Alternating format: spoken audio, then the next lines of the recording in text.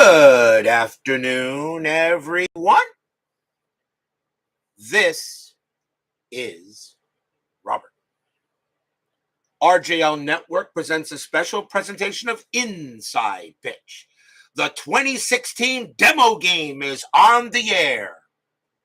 Well, guys, we finally made it. The 2016 season is 1 week away, and the demo game is what pretty much launches the replay.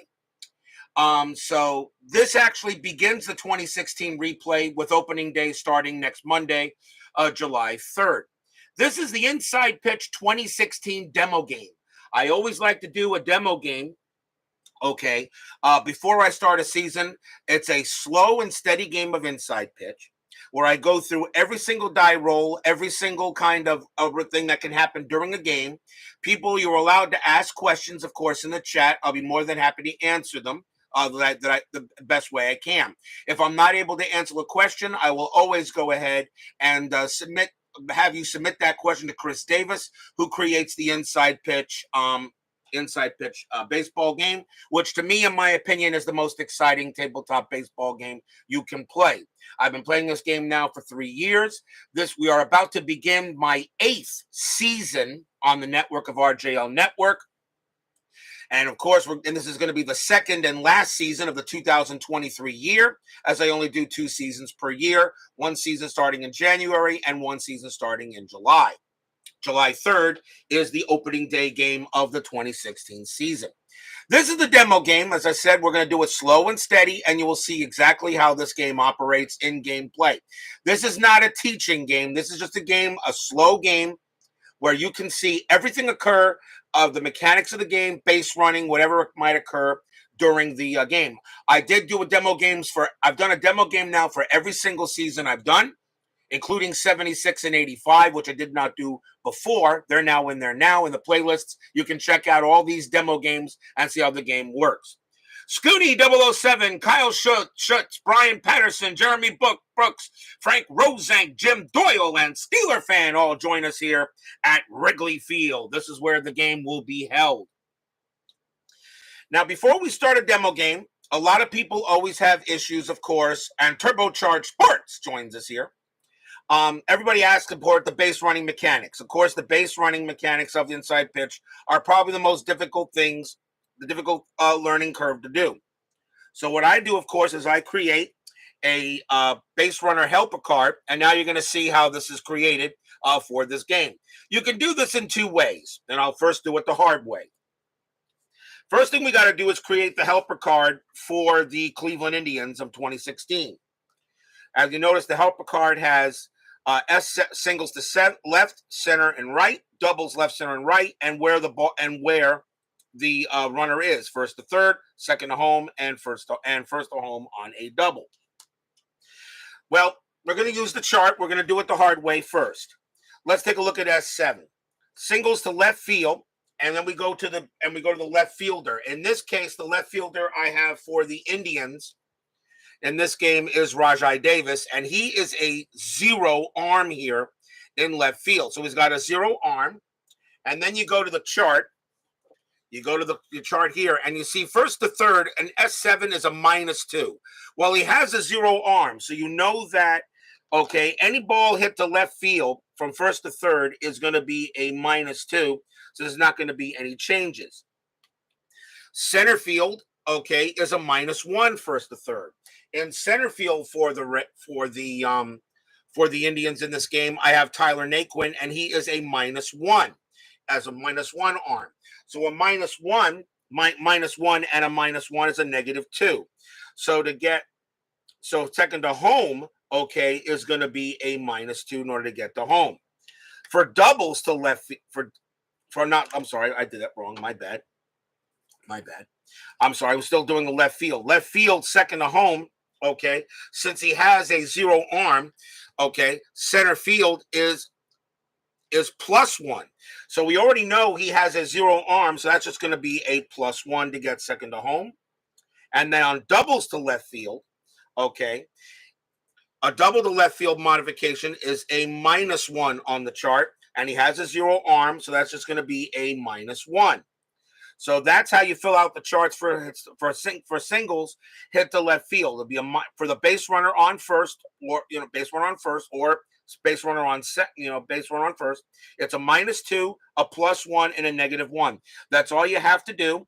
That's all you have to do here. Okay, in order to get in order to just take the base running rating of the runner on first and do a subtractor modification, and then roll your die.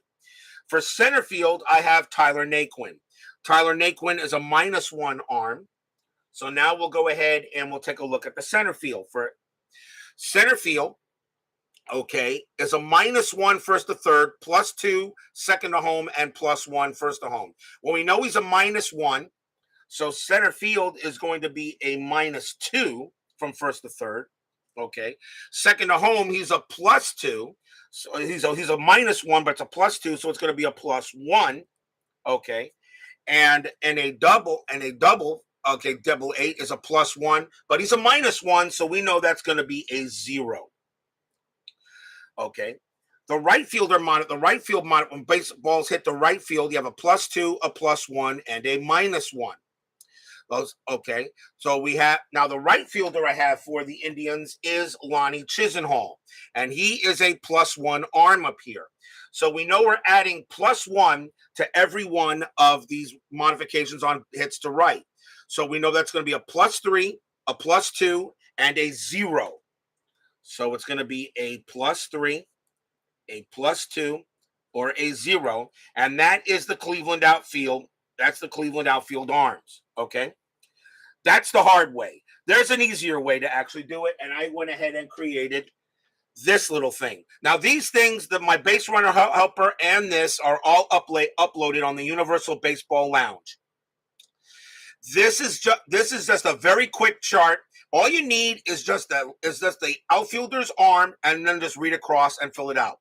So let's take a look now at the Chicago Cubs. Let's take a look at the Cubs. The Chicago Cubs in left field, I have Chris Bryant in left field, and he is a 0. So then you just go to this chart and look at left field, 0. So there you go, -2, +1, -1. That's all you got to do.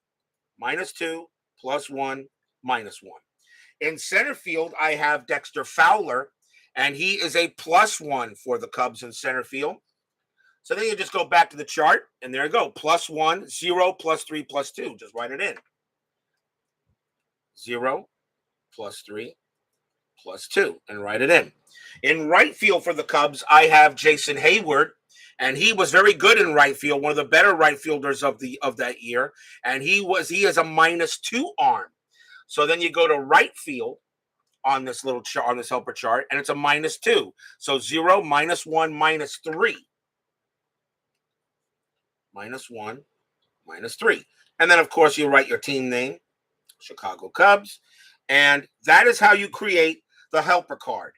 That's the hard way and the easy way. Okay, really not. I'm not going to say the hard way. That's just the way you use it if you're not going to use this kind of chart. All you need to do is just get the calculations for the chart, and then just do it here, and you just write it in. It also makes it a lot easier to do if you happen to switch out an outfielder, where you may have to change the chart. And that's why I use a dry erase marker, to make a change. All right. And then just get the outfielder arm and then just write it in across the chart.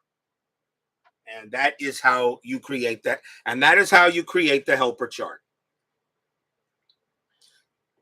And it's good to see everybody in the chat. I hope you guys are excited about the upcoming 2016 season. This is going to be the first, and I'm pretty sure not the only one, but this is going to be the first contemporary season we've done.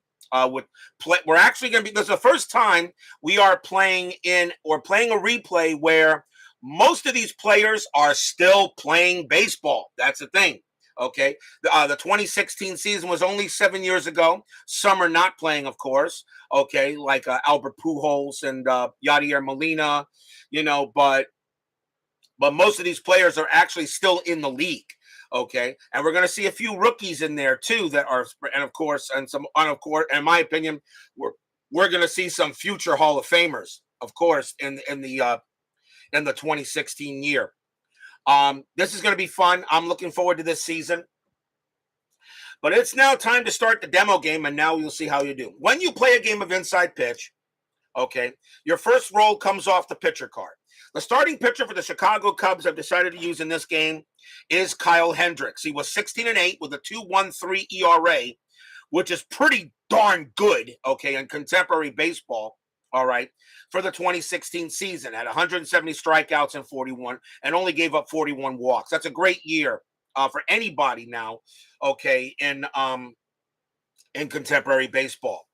So Kyle Hendricks gets the start. So let's get started here. So let's go to the top of the first inning, and we have the Indians of the Cubs. And leading off for the Indians is going to be first baseman Carlos Santana. He had a 259 average, 34 homers, 87 RBIs for the Tribe in 2016. When you play a game of inside pitch, the first roll comes off the pitcher card, and you follow the instructions off the pitcher card. And if there's well, let's show it. We're going to use blue, white, and blue dice since the Cubs are the home team. And I made the Cubs the home team in Wrigley Field since they did win the World Series. And in my demo games, the World Series champion does get the home field advantage.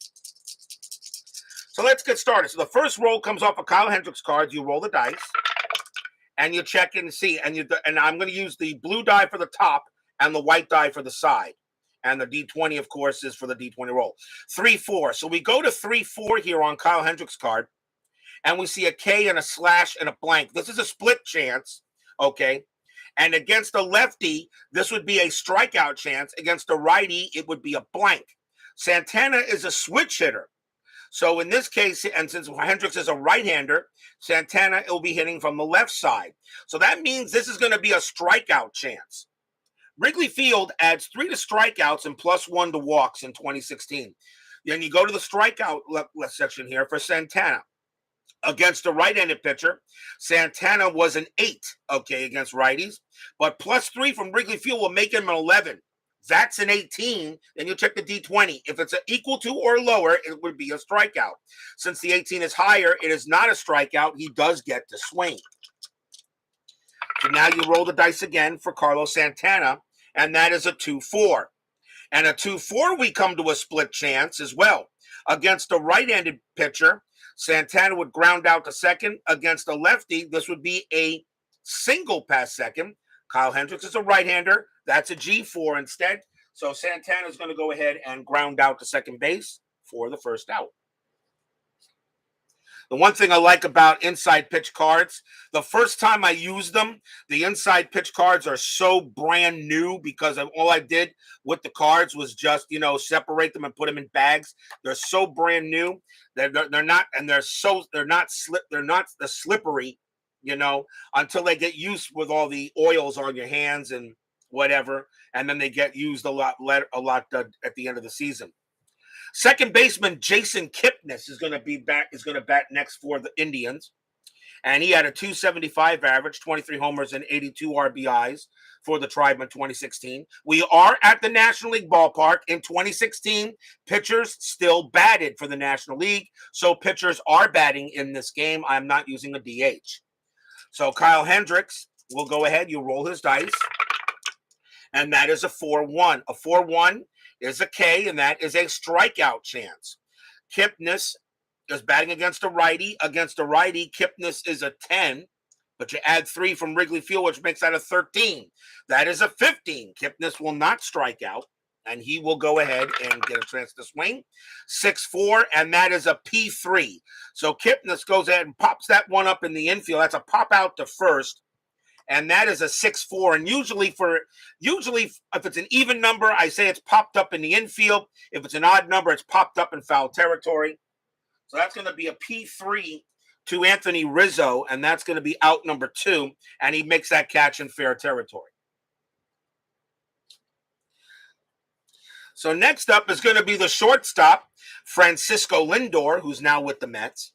Lindor had an awesome season in 2016, 301 average, 15 homers, 78 RBIs for Lindor.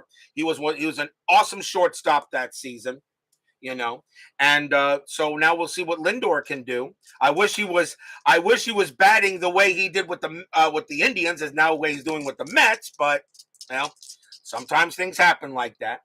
Brian B now joins us here. So Hendrick will go ahead and roll. And that is a 1-4. 1-4 on his card is an E question mark. This is an error chance. So now we have to go to Lindor's card. He gets the swing. And we got a 6-6. A 6-6 is an S5. Now, on an error chance on an S5, this is not an error, okay? This is not an error. On an E question mark or EG question mark, these are not errors. These are slow rolling grounders, and there are no error chance. And I'll go to it here, and I'll show you on the chart. E grounder, EG right here, okay? And it's a number 1. It's a number 1. Okay, but it's an S. It's an S4, and it says it's in highlighted in yellow, and then you go. It says number 4. So we go to number 4, and it says infield S. Okay, BR. No error check, as no error can be made. Roll 1d6 versus hitter base running rating. If roll is higher, hitter is out. Otherwise, single. All runners advance 1 base. Apparently, Chris thought there were too many errors coming on infield singles. So we decided to turn them now into close plays at first. So what it really is a close play at first. So there's no error on an S4. It's hit to second. It's hit to Ben Zobrist. Lindor's base running rating is a 3. So we roll a die. A 1-3, Lindor will be safe at first. A 4-6, he would be out. It is a 2, so Lindor actually will make it to first base on an infield single. So that will be an infield single for Lindor, and we have our first base hit of the ball game.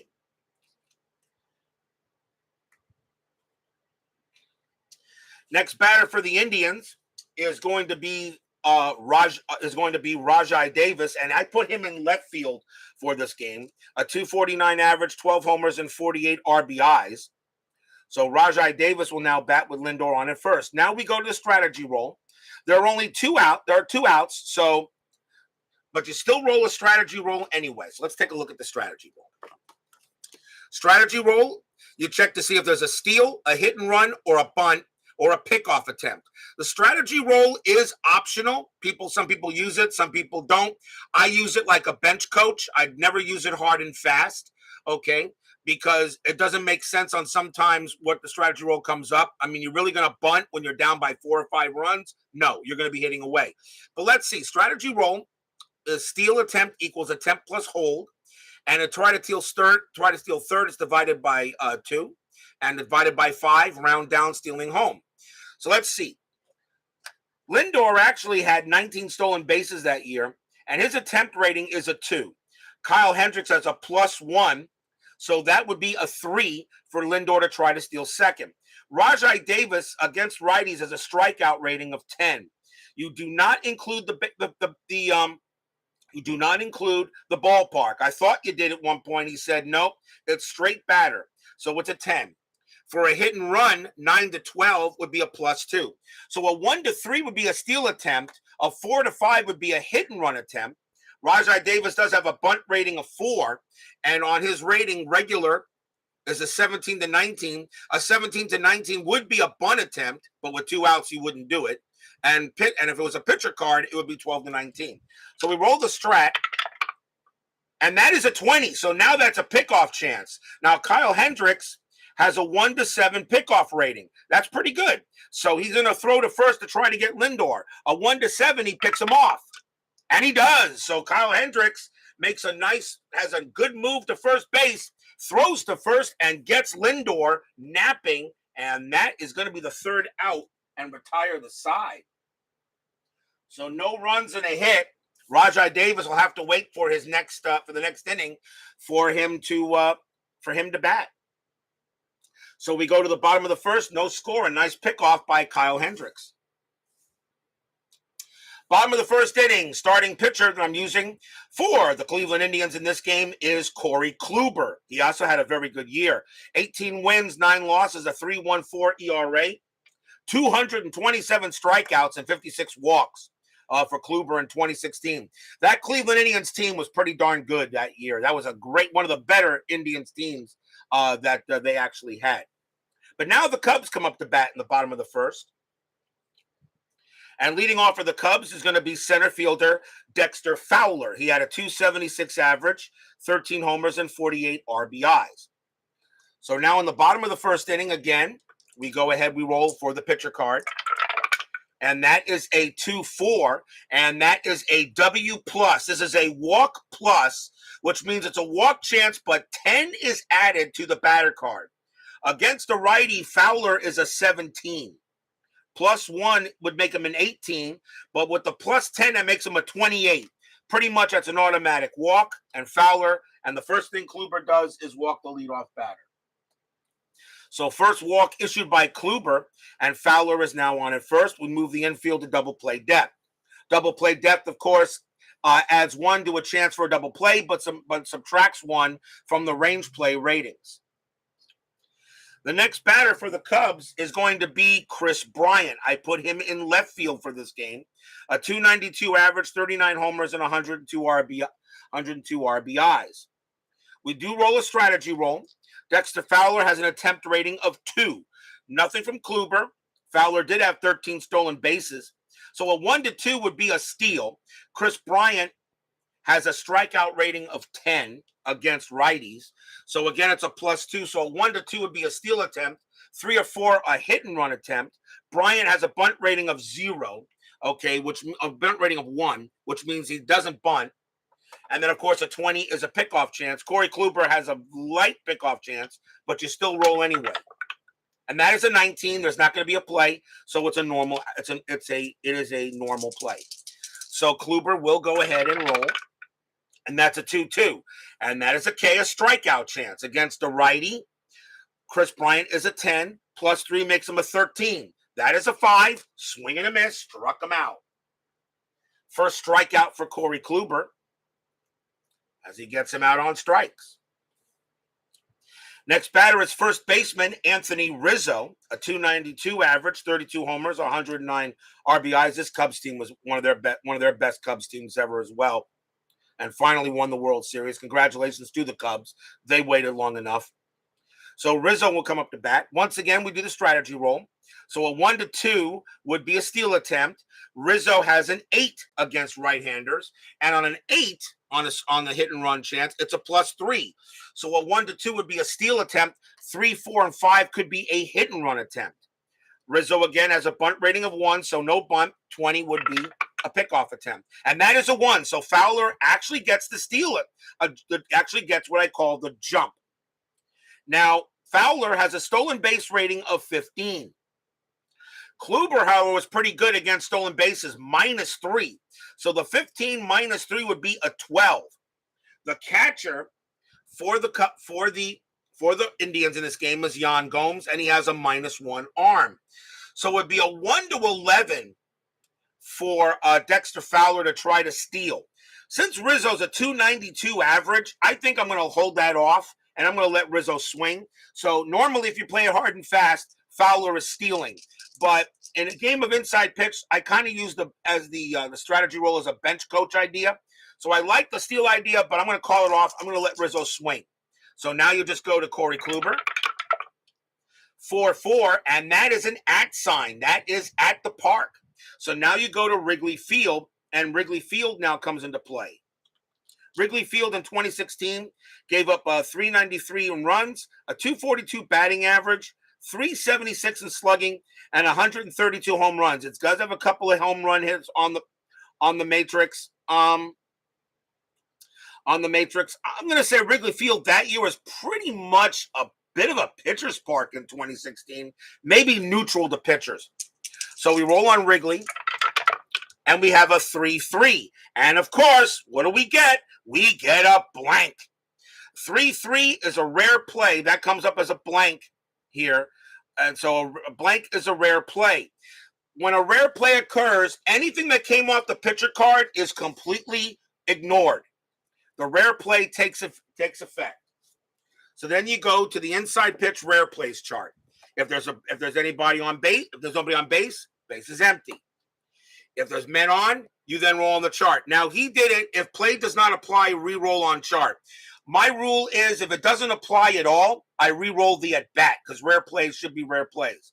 But we got rare plays, men on. So we roll the dice, and I roll all of them. And we come up with a 23. A 23 says grounded to third base.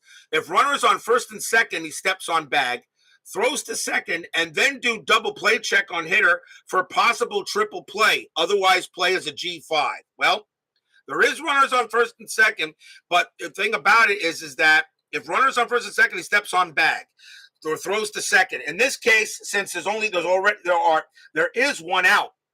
So if that's the case, then he said in this case, there's no check for double play because it says throws to second and then do double play check on hitter for possible triple play. Since there are already one out, this is an automatic double play and the inning is over.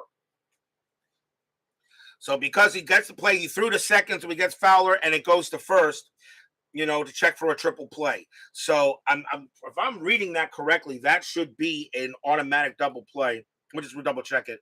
Grounded to third base, runners on first and second, he steps on bag, but he does not. Throws to second. If runners on first and second, okay, there aren't runners on. That's right, my bad. There are no runners on first and second, but he does say otherwise play as G5. So we actually still have to check for a double play. So we do check for a double play. Anthony Rizzo's double play rating is a 2. Corey Kluber +1 is a 3. And with the infield to double play depth, it becomes a 4. The pivot rating for the second baseman for the Indians, which happens to be Kipnis, is a 0. So a 1 to 4 is gonna be a double play. It is. It's a 3. So that's gonna be a double play. So at third base to second base to first base, inning over, and the side is retired. He said otherwise G5. So it is a G5 since it is otherwise. So it is a 5-4-3 double play. Nothing across except the walk. No score after 1. Even I've been playing the game for 3 years, and even I get mixed up on some of the rare plays myself. So let's go to the top of the second with the Indians and Cubs with no score. And now Rajai Davis will get to lead off for the Indians. 249 average, 12 homers, 48 RBIs in 2016. And Kyle Hendricks, of course, going into his next inning. So Kyle Hendricks will pitch, and that is a 3-4. A 3-4 again, split chance. Against the lefty, strikeout chance. Against the righty, it's a blank.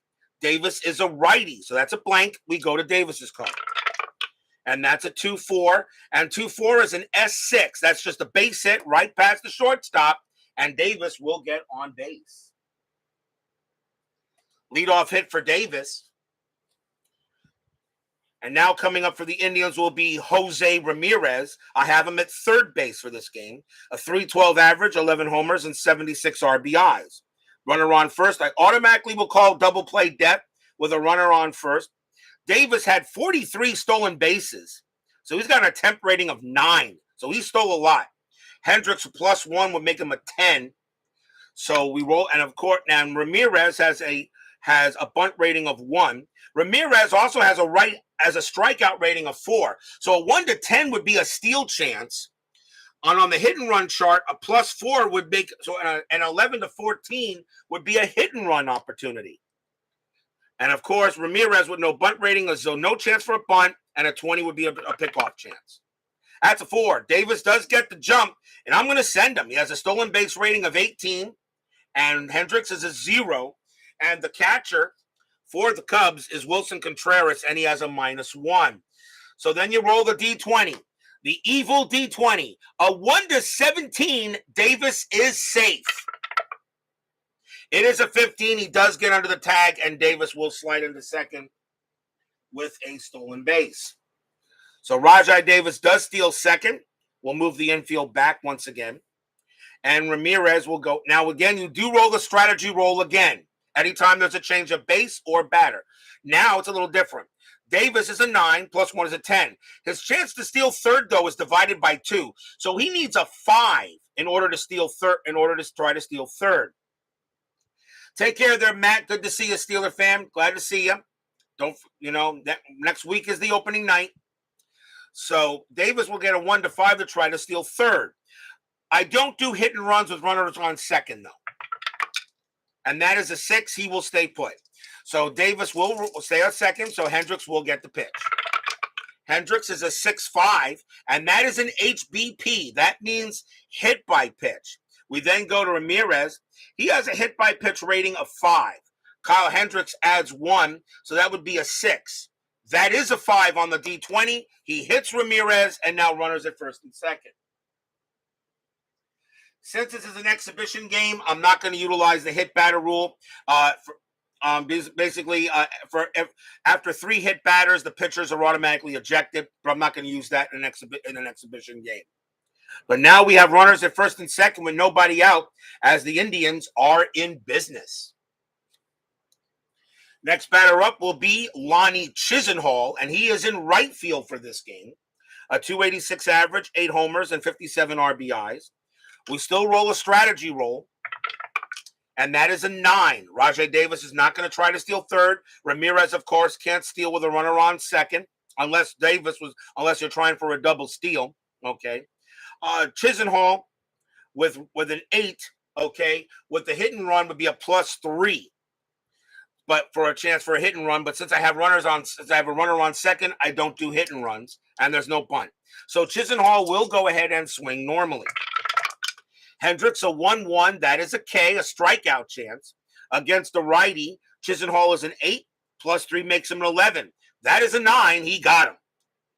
So he comes back with a strikeout, and that is the first strikeout for Kyle Hendricks, and we have 1 out. Next batter will be the catcher, Yan Gomes, a 167 average, 9 homers, and 34 RBIs in 16. So Hendricks will pitch to Gomes. Again, still rolling a strategy because there goes to be a pickoff chance. And that is a 15, nothing happening. Gomes has a bunt rating of 1, so no chance for a bunt. Okay, and for Rajai Davis, he needed a 5 or lower to try to steal third. So this is just going to be a normal play. Hendricks, a 1-4, and once again an E question mark. So this is a possible error. Gomes will go ahead and swing. And that is a 5-4. 5-4 is an L5. Now, you can have errors on lineouts, but only if there's runners on base. This is an L5. So this is lined out to third to Chris Bryant. So that's going to be an automatic out. Okay, but does he make a pickoff attempt? His error rating is we go to Chris Bryant. Not Bryant, not third base. Third base is Baez. I have Baez at third. And Baez's error rating is a 12. Okay. Now, if Baez, we got to see if there's and the number is a 12. There is going to be an error there is going to be a throwing error, but the question is, okay, does it occur on the base he's throwing to? So now we have an L5, and we now check the lineouts chart here. We have runners at first and second. The ball was at the third. If there's a runner on second, okay, it's a 2. You roll a D6, and with a runner on second, it's a 2. A runner on first, it's a 1. So the only way, if we roll a 1 or a 2, there's going to be a throwing error as he tries to pick off a runner. It's a 6, and since on a 6, there's no double play chance, which means he does not throw the ball to try to pick off a runner, and so there's going to be no error, and it's just as both runners get back, and that's going to be the second out. So it's just a line out to third for out number 2. Next up will be the center fielder, Tyler Naquin, 296 average, 14 homers, of 43 RBIs. But now with 2 outs with runners at first and second, we go ahead and we'll still roll a strat. And that is a 3. Now Davis gets a chance to steal third. I think with Naquin with a 296 average, okay, I think I would not have him chance it. I would let Naquin swing. Naquin had a good season in 2016 for the Tribe. So we'll call off the steal attempt and let Hendricks pitch. Hendricks is a 4-6, and that is a K+. This is a strikeout +10. Against the righty, Naquin is a 15. +3 makes him an 18. +10 makes him a 28. Well, that's a 6, and he just struck out Naquin with no problem, and that is going to retire the side. Second strikeout for Hendricks, and he gets out of a little bit of a jam. No runs and a hit, and a stolen base, and a hit batter. And we will go to the bottom of the second. For those of you wondering, yes, you can have errors on lineouts, but only if there's runners on base and only if a base is thrown to. If it was a 1 or a 2, that would have been a throwing error, and the runners would have runners would have advanced 1 extra base. We go to the bottom of the second inning right now.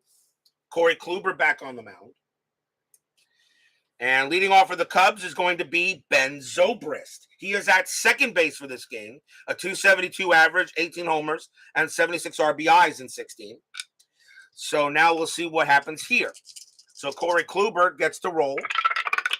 It's a 5-2. 5-2 is a K, and that is a strikeout chance. Against a righty, Zobrist is a 5, plus 3 makes him an 8. That's a 15. He does not strike out. Zobrist swings 6-1, and that is a question mark 9. This ball is hit. This is what I call a power check to right field, or a power hit to right. And you check the handedness of the pitcher, and you go to this section here. Against a righty, Zobrist, a 1-9 would be a single, a 10-13 would be a triple. Anything higher would be a flyout. That is a 4, and that's going to be a base hit. So Zobrist hits a single to right field. And the Cubs have their first hit of the ball game. Infield moves to double play again, so Zobrist on it first. And the Cubs will now bring up the catcher, Wilson Contreras, a 282 average, 12 homers, and 35 RBIs.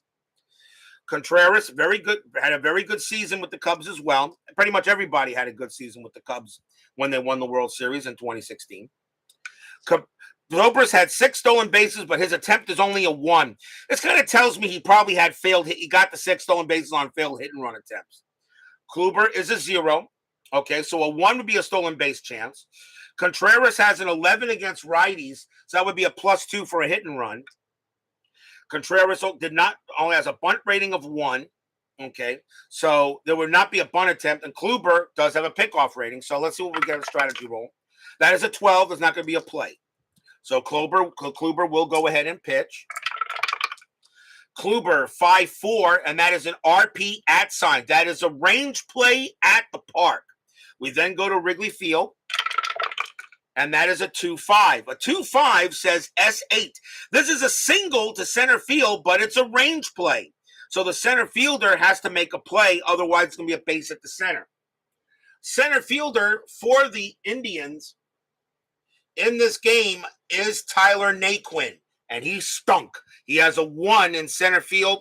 He didn't make any errors, but he has a 1 in center field. So the only way he can make a play, you roll a D6, and the only way he can make a play is on a 1. So if it's a 1, if he channels his inner Greg Luzinski, okay, he will go ahead and turn this into a flyout. A 2-6, it's a single. It's a 1, and he'll go ahead and make the play. So Tyler Naquin channels his inner Greg Luzinski, and he will make a catch out there and turn that single to center into a fly out to center, and that is out number 1. Contreras can't believe it. And Naquin can't believe it either. He used the force from Greg Luzinski and made the play. For those of the reasons why I'm saying you channeled the inner Greg Luzinski, I submit to you, please check out Game 4 of the National League Division of the 1976 National League Division Series between the Philadelphia Phillies and the New York Mets in the 76 replay, and you will find out why I say he channeled his inner Greg Luzinski. You will find out why that is being said these days. Jason Hayward is the next batter with 1 out. I have him in right field. 230 average, 7 homers, and 49 RBIs. Again, we roll the strategy roll, and that is a 19. Nothing happening. Hayward has a 1 bunt rating of none, so nothing there. So it's nothing happening, so we go ahead and roll. Kluber is a 1-1. Now we have an EG question mark. This is an error on a grounder possibility. We now check for Jason Hayward. And that is a 5-3. And that comes up as a double star 2. This means this is going to be an out, but we got to check the star line of the pitcher card. Kluber has 3 grounders and 3 flyouts. So he was pretty much a neutral pitcher. It says star 2, So we check to see a G4. So this is a ground ball to second, but this means this could be a grounder because error on a grounder did come up. The second baseman for the Indians is Jason Kipnis. His error rating is a 5. I go ahead and check the D20 and check, and that is a 3. There is going to be an error on a grounder. So Kipner, so we check, go ahead. So it's a G, it goes a G5, a G4, number 1, okay? And we have number 1 here, and it says boots ball, grounder booted, all runners advance, 1 base only. So Kipnis makes a mistake at second base, and we have our first error of the ball game, as that allows the runners to advance. So that is an E4 on Kipnis, and the first error in the ball game on the Indians, so runners advance. Kimmy Poo joins us here. Ouch, ouch, my eyes. I put a Mets game the other day. Yeah, I know. They're not hard to. They're hard. A little difficult to watch this year. But now an error allows runners at first and seconds that should have been an out. So now the Cubs get to the batter, and that's going to be the shortstop, Addison Russell, 238 average, 21 homers, 95 RBIs. Russell does go ahead and get the call here at short. So runners at first and second, still 1 out. So let's go ahead and roll the strategy roll. And that is a 6, and nothing happening. Zobrist, a 1. There's no way he can try to steal third, so he will stay put. And Russell is with a bunt rating of 1, not happening, no hit and runs. So Kluber will go ahead and pitch.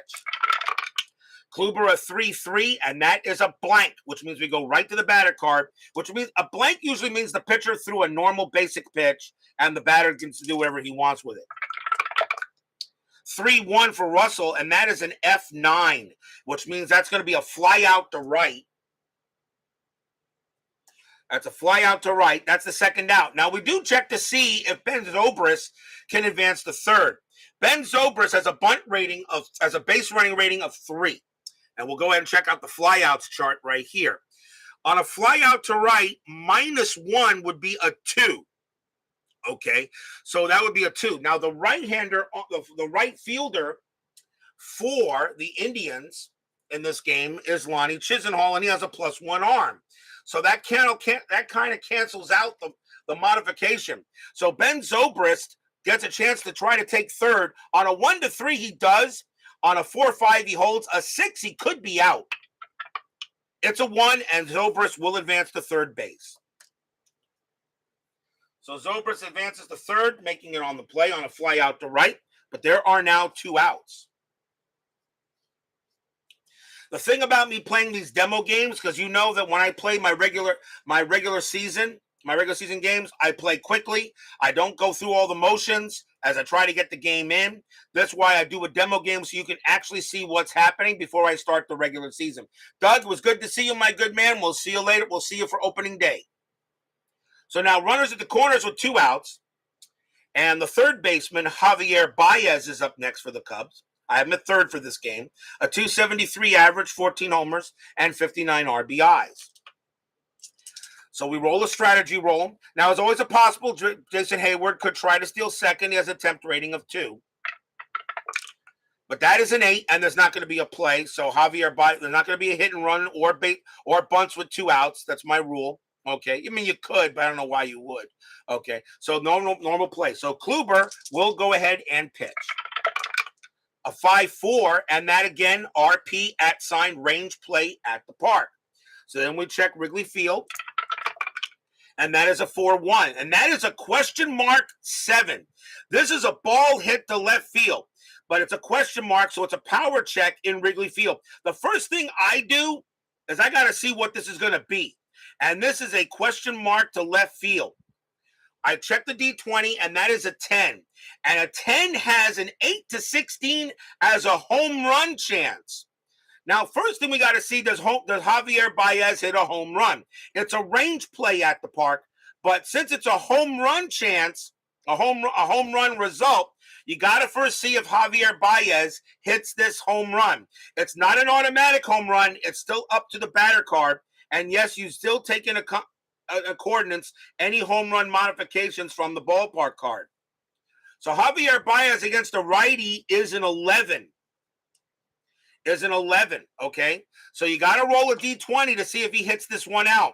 A 1 to 11, this is a home run. The range play does not come into effect.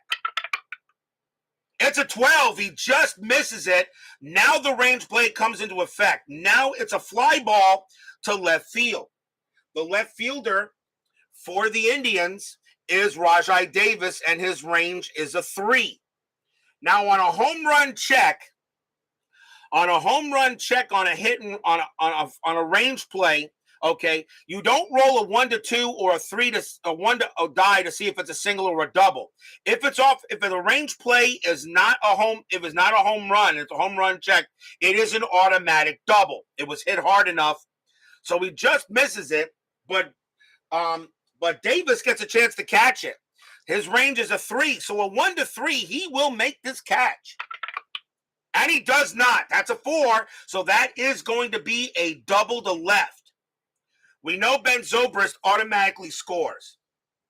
On a double to left, Jason Hayward has a base running rating of 3, but with 2 outs becomes a 4. A double to left field is still a -1 off the card here.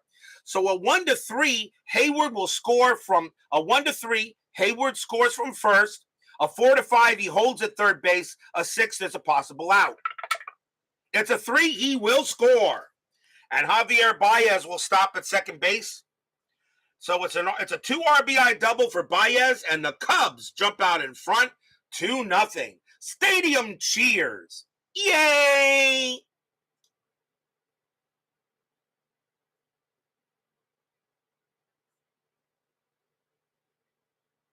So an RBI double by Javier Baez goes ahead and puts him at second base, and the Cubs have a 2-0 lead here in the bottom of the second, thanks to Wrigley Field. Just missed a home run. It probably just bounced off the top of the ivy and was just a little bit out of range for Rajai Davis and left.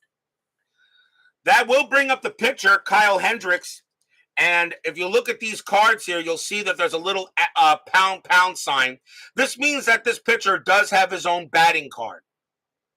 So we use Kyle Hendricks' pitcher card, and he batted 138 as a hitter with 2 RBIs in 16. So he does get the bat here. And we're not going to walk the pitcher, so Corey Kluber will go after it. So we roll a strategy roll first to see, and that is a 3. Baez has a 3 attempt and a 0 for Kluber, but in order to steal third, it would have to have been a 1 because the 3 divided by 2 is a 1.5, and you do round down. So Javier Baez is not going anywhere. So Kluber does get the pitch, and that's a 1-3, and that is a K. That is a strikeout chance. Hendricks is a 21, plus 3 is a 24. He got him, and that will end the inning, and that will be strikeout number 2 for Kluber. 2 runs on 2 hits and 1 error, as that error does come back to bite the Indians in the dust. And after 2 innings in this demo game, the Cubs have a 2-0 lead. And baseball with the demos joins us here at Wrigley Field, driving but dropping a like. Good to see you there, Dave. It was as I want to say again, sir, it was a great honor to speak with you. We had a wonderful chat about Inside Pitch, you and me, and of course, Chris Davis saw that chat. He was pleased with it. He answered some questions about people about the chat with certain things that we were talking about. For those of you who would like to learn more about Inside Pitch, check out the chat that Dave at Baseball Demos and I did. And Chris Davis did leave. He did leave a comment in the Delphi forums.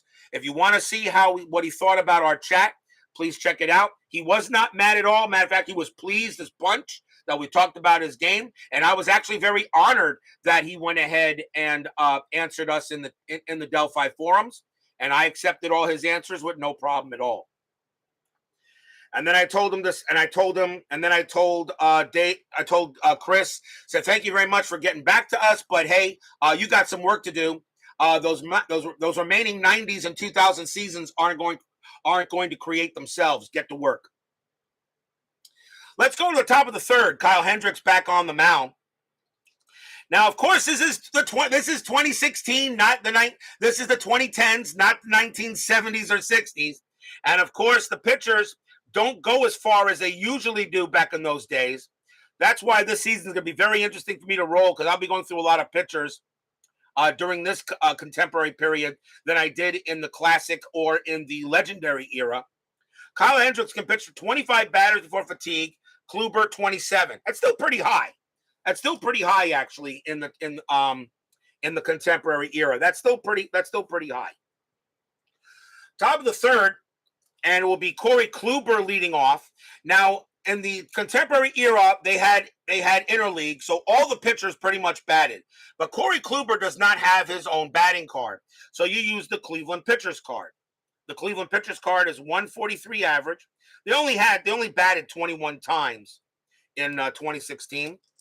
And that means also I don't have to utilize my generic pitcher hitting cards for the World Series, since the team does have its own pitcher hitting cards. Kyle Hendricks will pitch. It's a 4-5, and that is a range play, so you can still have hits. So it's a range play, so we now go to the pitcher's card. And that is a 2-4, and that is a G6. So a G6, that ball is hit to short, and that is hit to Addison Russell. Addison Russell, his range is a 5 at shortstop. So a 1-5, this is going to be a ground out. It's a 6, of course, so that's going to be a base hit. So actually, Corey Kluber does get a single. So he does hit it right past Addison Russell, and that allows the pitcher to reach first base. So we actually do have a base hit. How about that? Of course, why not? That's how the dice go. Santana will come up to bat. He is 0 for 1. Infield is at double play depth. Now, you see an attempt rating here of an N, which means there's no chance of a steal and no chance of a hit and run. But since Hendricks still has a pickoff chance, I still roll for pickoff. And Santana, he has a bunt rating of 1, okay, but there's no chance of a bunt.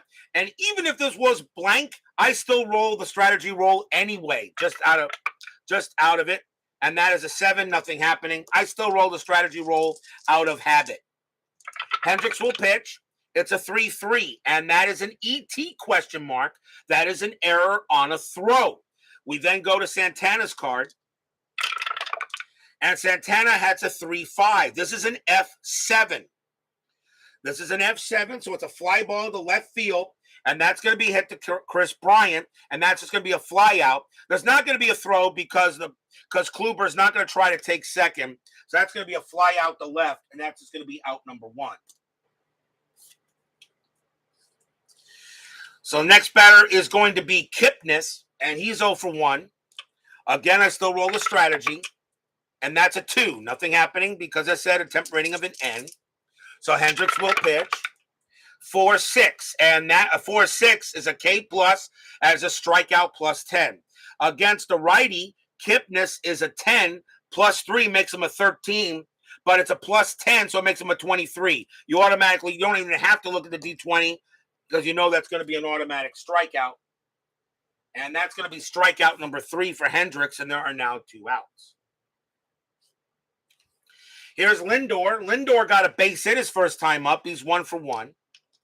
Still rolling a strat, and that is a 7, nothing happening. Hendricks will pitch, and that's a 1-2. 1-2 at sign, so we go to at the park. We go to Wrigley Field. Wrigley Field getting a lot of use today. 3-2, and that is a G6. That's just going to be a ground ball to short. That'll be hit to Russell, and I'm going to have him throw to second to get Kluber, and that's going to retire the side. So no runs and a hit for the Indians in this demo game. And the Cubs have a 2-0 lead going into the bottom of the third. Remember, you guys can ask questions in the chat. I'll be more than happy to answer them if I know the answer. Top of the order for the Cubs in the bottom of the third inning. Here's Dexter Fowler. He walked his first time up. And I don't know why I'm rolling a strat.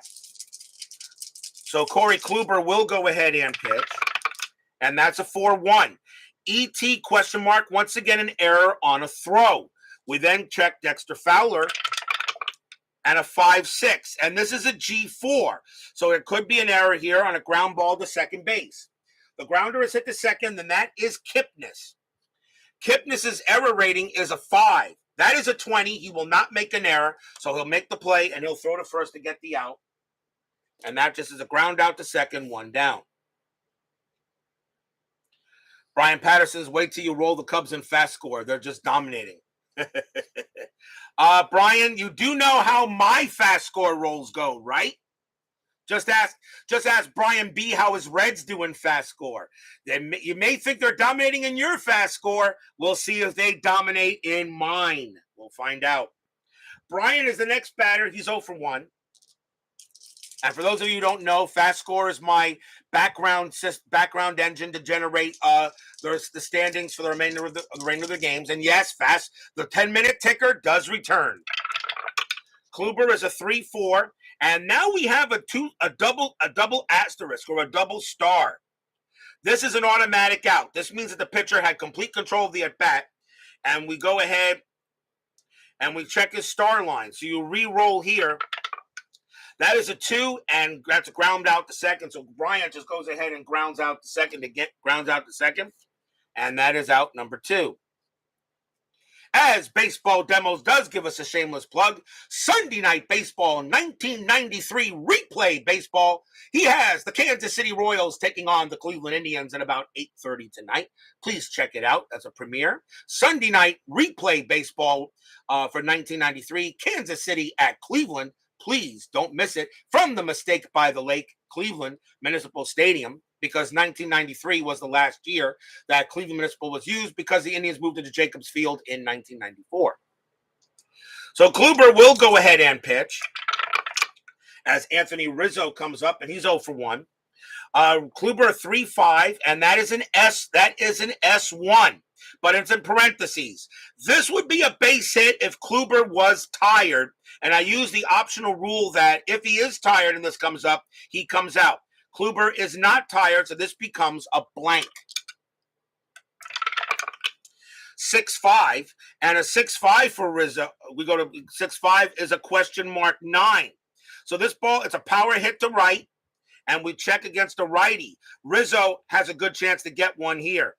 And that is a 12. Against a righty, that's going to be a double. So Rizzo goes ahead and hits a double to right field, and the Cubs still are in business with a double. So Rizzo gets a 2-out double. He'll wind up on second base. Robert, I vote ban the ticker, just play every single game every next season. Thank God, about 20 years later, that should have happened. Robert, I vote. See a question when I vote, every single game is voted on. Brian B, I would never get through the season. I'd be dead before I played the World Series. Scooney has a question. When I play, sometimes it comes up failed SF roll. Use base runner, an outfielder arm. Yes, if it's a sacrifice fly, okay, and it's failed, you then use the base running rating of the runner on third, and you add or subtract the arm rating, and you roll. That is correct. So Rizzo on at second, and the batter will be Zobrist. We do roll a strategy roll still, and that is a 15, nothing happening. Rizzo stays at second. Kluber will pitch. Kluber a 5-5. This is a K. It's a strikeout chance. Against a righty, Zobrist is a 5. Plus 3 is an 8. That is a 7. He got him, and the inning is over. And that's going to be the third strikeout for Kluber. So no runs on a hit for the Cubs. They have a 2-0 lead after 3. But that is right, Scooney.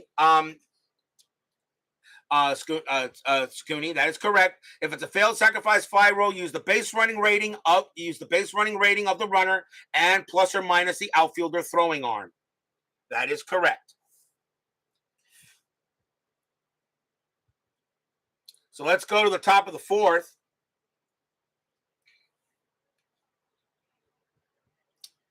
And yes, and Brian Patterson, by the way, you were at Progressive Field last night with the Guardians, weren't you? I think you sent me some pictures of. It was a beautiful day there, wasn't it? At Progressive Field yesterday for your game with the Guardians. I think you had a wonderful. I'm sure you had a wonderful time there, Brian. So thank you for the pictures. They were wonderful. Good to see that you had beautiful weather, just like I had. Beautiful weather for my game at Citi Field when I went to go see the Mets earlier this year. several weeks ago. We go to the top of the fourth, 2-0, and Hendricks is on the mound again. And Rajai Davis will lead off for the Tribe. He got a base hit and stolen bases first time up. So Cubs are in the field, top of the fourth. Hendricks a 3-5, and this is a split chance: a walk against the lefty or a blank against a righty. Davis is a righty, so becomes a blank and he will swing. Davis a 1-2, and that's an S9. That's going to be a base hit to right field. So Davis will get his second hit of the game. He's now 2 for 2. Next batter is Ramirez, and he got hit by a pitch his first time up. Davis, of course, a major stealing threat, infield double play depth. So let's check the strategy roll. And that is a 9, and he'll go ahead and steal. 9 plus 1 is 10, and with an 18-plus stolen base rating and 0 from Hendricks and -1 from Contreras, I'm going to send him. Davis on his way to second. A 1-17, he will be safe. And he just gets under the tag on a 16, but Davis has his second stolen base of the game. He has 2 of them now. So now a runner in scoring position. Infield will now move back. We re-roll the strat. And that is a 12. This time, nothing happening on the strategy roll. So Hendricks will pitch. Hendricks a 3-4 and a split chance. Strikeout against the lefty. Against the righty, it's a blank. Ramirez is a switch hitter, so he's going to, and since Hendricks is a righty, he will bat from the left side. That is a strikeout chance. Against the righty, Ramirez is a 4, plus 3 is a 7. That's an 18. He does not strike him out. Ramirez gets the swing. 4-1, and that's going to be an F7, and that is a fly out to left. Now, does Davis have a chance to take third? His base running rating is a 4. And a fly out to left modifier is a -3. And the left fielder for the Cubs in this game is Chris Bryant, and he has a 0 arm. So Rajai Davis will take third on a 1. It is a 1, and he does. So Davis, it was actually a deep enough, and Davis got good speed. He'll take third on the fly out. So there's 1 out. And now a runner on third base. Yeah, Ramirez had 2 hits. He got to see Class through a couple sick 99-mile-an-hour covers. It was great. Yeah, you had, like I said, I know you had a wonderful time at the ball game yesterday. Chisenhall comes up to bat. He is 0 for 1. With a runner on third, we're going to have the Cubs play infield in. So let's see what we got here. Strategy roll of 12. Davis is not going to try to steal home. So Hendricks will go ahead and pitch. Hendricks, a 2-2. This is a strikeout chance against K. Against the righty, Chisenhall is an 8. Plus 3 makes him an 11. That's a 5. He got him. Struck him out. That's a big K. That'll be strikeout number 4 for Kyle Hendricks. 2 men away. And the next batter will be Gomes, as Beatles Eternally joins us here at Wrigley Field. And Beatles Eternally, I need some help. That counts. So Davis is on at third, and Gomes will now bat. We still roll a strategy roll, and that is a 13, nothing happening. So Davis on at third, and Hendricks will go ahead and he will pitch. By the way, check out Beatles Eternity's channel. He has an amazing channel where he's doing a lot of dead ball action, and not just dead ball, a lot of very mythical baseball stuff, where he likes to deal with Cy Young, Ty Cobb, Christy Mathewson, Ed Delahanty. He loves the real old timers, real old school baseball. Check out his channel. He does a lot. It's a lot of fun to watch. Hendricks is a 6-4 and a split chance. Now against a righty, this would be a walk plus. Against the lefty, it's a blank. Gomes against the righty is a 5. Plus 1 makes him a 6. But it's a walk plus, so you add 10, which becomes a 16. That's a 14. He walked Gomes, and now the Cubs have runners at first and third. And that is the first walk given up by Hendricks. So now runners at the corners for Naquin. Naquin struck out his first time up. And, of course, the infield is back with 2 outs here. So then we roll a strategy roll still. Even though Gomes has an N, but I still roll because there's always that pickoff rating. That is a 10, nothing happening. So Hendricks will go ahead and he will pitch. Hendricks is a 1-6, and there it is. There's a strikeout chance against the righty. Naquin is a 15, plus 3 is an 18. That is an 18, and because Wrigley Field adds 3 to the strikeout chance for Naquin, where he normally would not have strike out, that is an 18. He struck him out, and the Cubs get out of the inning. Strikeout number 5 for Hendricks. No runs, a hit, and stolen base and a walk. And the Indians, because of Wrigley Field, Naquin is unable to do anything there.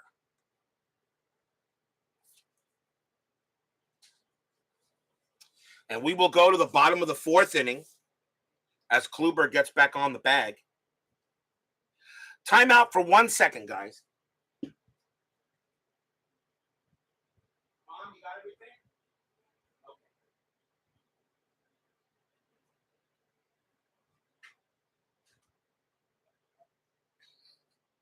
Okay. We go to the bottom half of the. We go to the bottom of the 4th inning here. And anyone see the Rockies Angels game yesterday? Judging from the judging from the box score, there really wasn't much to watch except somebody decided to play baseball and somebody decided to play baseball in their sleep, and that's pretty much about it. That was absolutely ridiculous between that Rockies and Angels. That was ridiculous. That's a ridiculous score. So the Cubs lead 2-0 here at bottom of the 4th. And Wilson Contreras will lead off for the Cubs, and he's 0 for 1. So now let's see if the Cubs hold that 2-0 lead.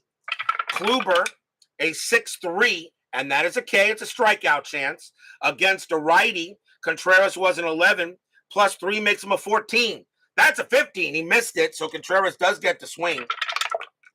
4-4, and that is a G5, and he's just going to ground out the 3rd. 1 out for Hayward. Hayward reached on an error his first time up, and there is 1 out. Kluber will go ahead and make the deal. Kluber a 3-3, and that is a blank. So we go to Hayward's card automatically. Hayward a 2-2, and that is a star 1. So that's an out.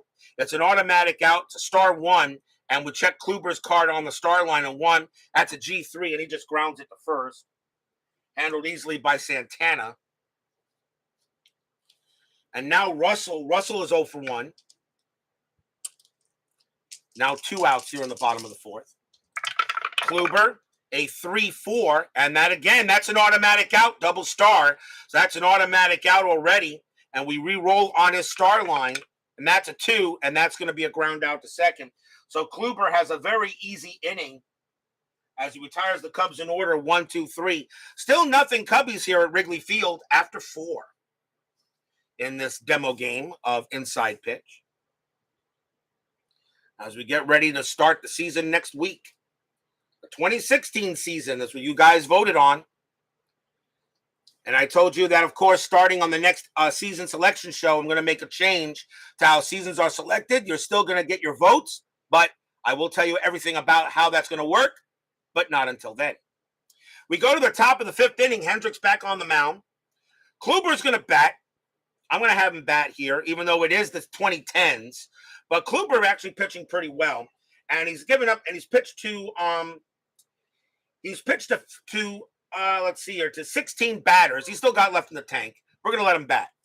So Hendricks, Tabby enjoyed our chat too. I know, wasn't it nice that Tabby allowed us to have a chat? You know, it was really nice of Tabby. I'm pretty sure you had to ask her if we could chat, you know. It was very nice of Tabby to allow us. Remember, dogs have owners, cats have staff. Hendricks a pitch. And, okay. That's a 5-2. And that's going to be a K+. That's a strikeout plus 10. And we know, and the pitcher cards have 30s on him. We already know that's going to be an automatic out. That's a strikeout. And that's going to be strikeout number 6 for Hendricks. So he's actually dealing today as we use Corey Kluber for the pitcher's card. Santana, the next batter. He's 0 for 2. I love cats. Remember, I love cats. I like dogs. I love cats. Hendricks, a 3-3 on his card. That's an ET question mark error on a throw. Santana will get to swing the bat. 1-5, and that is a double star 2, which means a star line 2, which means this is going to be an automatic out. And Hendricks we go to check his star line card, and a 2 is a G6, so that's going to be a ground out to short for out number 2. And that will bring up Kipnis. Kipnis is 0 for 2. So Hendricks will pitch. Hendricks a 1-6. That is a K, strikeout chance. Against a righty, Kipnis is a 10. Plus 3 makes him a 13. That's a 16. He does not strike out. He does swing the bat. 4-4, and that is a double star 3. So that's going to be an automatic out. And it's going to be a ground out to first. So Hendricks has a very easy inning. 1, 2, 3, go the Tribe. So we're halfway through this demo game where the Cubs have a 2-0 lead on the Indians for the 2016 season. And also baseball demos, it was really nice of Chris to go ahead and answer us for the chat we did. And he was very pleased with the chat. He was not, he didn't take it as negative or anything. He just wanted to answer our questions on why he did. And you know what? That was really nice of him to do so. And because he did that, I don't care what anybody says now. I don't care what anybody says. Okay, if you have issues with the game of inside pitch, that's fine. But I would, if it's not your cup of tea, you had to get per.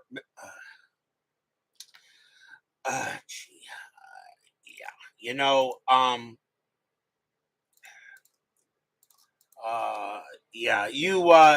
get the block dragon for that baseball demos. You get the block dragon. But still, it was very nice of him to answer the questions that we had about it, and that just shows you how good a man he is and how he wants to really make his game the best it possibly can. So, like I said, if you have any issues with the game and you have questions, please ask them. If it's not your cup of tea, that's okay. Play your Rappa, play Stratomatic, play Fall Classic, play all those other awesome games. I just have too much fun playing inside pitch. Bottom of the 5th, so Kluber will get back on the mound. He's still got plenty of room, so has plenty of gas in the tank. Javier Baez will lead off for the Cubs. He got a double his first time up. So Kluber will pitch, and that is a 5-5. That is a K, strikeout chance. Against a righty, Baez is an 11. Plus 3 makes him a 14. That's a 16. He doesn't strike out. Baez, we go to his card, 1-4. That's an S9. That's a base hit. That's going to be a single to right. And Baez has his second hit of the game. So Baez on at first. That'll bring up Hendricks. Now, usually for pitchers on the bunt rating, his bunt rating is a 1. That tells me Hendricks didn't bunt much. And on the bunt chart, you have an 18 to 19 for pitchers. That just tells me he didn't bunt much. And I'm looking wrong thing. Bunt rating's a 3, my bad. The bunt rating would be a 14 to 19. Okay, a chance for a bunt, 14 to 19. Usually for a pitcher, I will call an automatic bunt if it makes some sense. And I may just do it. But we still roll a strategy roll because Baez has an attempt rating of 3, and he did have 12 stolen bases. That's a 13. So the bunt does not come up automatically by the strategy roll. But since this is an exhibition game, I'm going to call a bunt I'm going to call a bunt. So Kyle Hendricks is going to bunt, and this is where we check the bunt chart. The bunt chart you use on the other side of the charts, and this is where you get your bunt information. The bunt chart and the squeeze bunt chart are the only charts in inside pitch that resolve a play. Nothing else is resolved in inside pitch except by the dice. But these are the only 2 charts that do. And you check here to see how you read the pitcher's card on the bunt attempt. So we'll go ahead and we'll go ahead and we'll roll for the bunt. The pitcher still gets to roll. Let's see what happens. And the bunt rate, the infield is act up. I'm going to say the corners are in, expecting the bunt. Okay, so we have a 4-2. A 4-2 for Corey Kluber is a hit by pitch. You still check a hit by pitch, and you check here, hit by pitch and wild resolve normally. Kyle Hendricks is a hit by pitch rating of 12, but a 0 from Kluber. That's a 1. He hit him. So Hendricks is trying to bunt, but Kluber goes ahead and hits Hendricks which is the worst thing Kluber could have done. And now you got runners at first and second, nobody out. That is the second hit batter of the game. But because I'm using this is an exhibition game, I'm not going to use the 3-batter hit batter rule. I don't understand why you didn't get notified of your guys' chat at Belton. Yeah, I don't know. A lot of people didn't get notified, I think. I do know there were other chats going on at the same time that me and Baseball Demos were doing ours. So now runners at first and second, nobody out. And now Fowler, the batter. And Fowler is 0 for 1 with a walk. So we're going to keep it. We're going to go to double play death.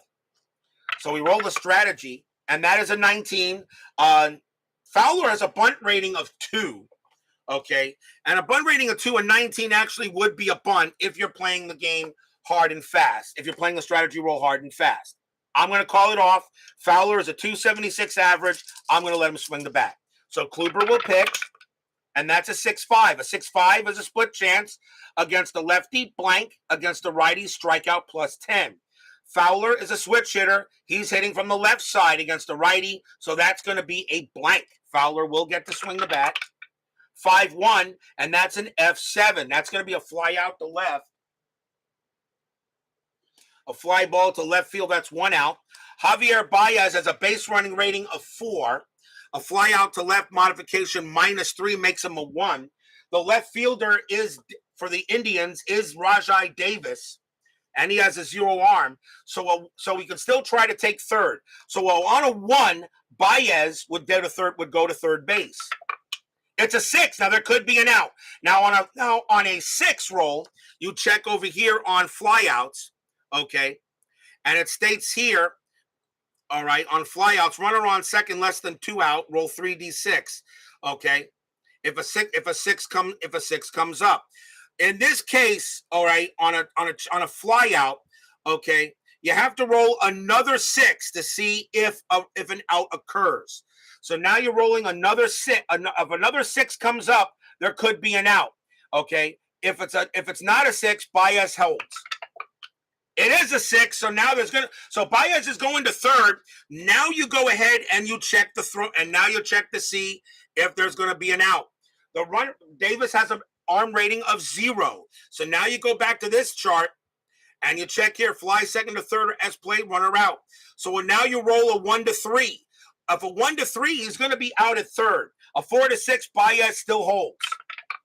It's a 6. Baez goes ahead. He will stay at second base. As the throw was beautiful, but Baez put on the brakes and he goes back and he stays at second base, and there is 1 out. So the runners will hold on that. And now the batter will be Bryant with 1 out. So runners still at first and second, strategy roll. And that's an 11, nothing happening. So Kluber will go ahead and pitch. Kluber 3-4, and there you go. Again, automatic out, star line. We'll go ahead and check the roll, and that's a 6. And this time it's a fly ball to right field on his star line. So it's a fly to right. So Bryant flies to right. Now there are 2 outs. Baez, a base running rating of 4. On a fly out to right, it's only a -1 modification, so it makes him a 3. And the right fielder for the Indians is Chisenhall, and he has a +1 arm, so it's a 4. Now Baez, a 1 to 4, Baez will take third. It's a 5. He does not. He holds.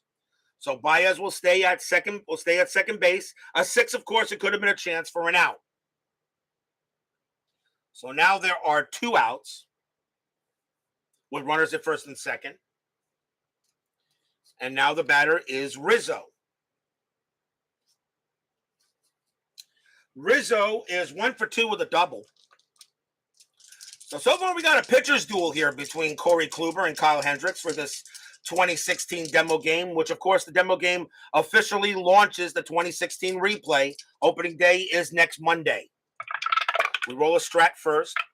Strategy roll, that's a 3. Baez has a 3 on his attempt and a 0 from Kluber, but in order to steal third, it would have to have been a 1. So nothing happens.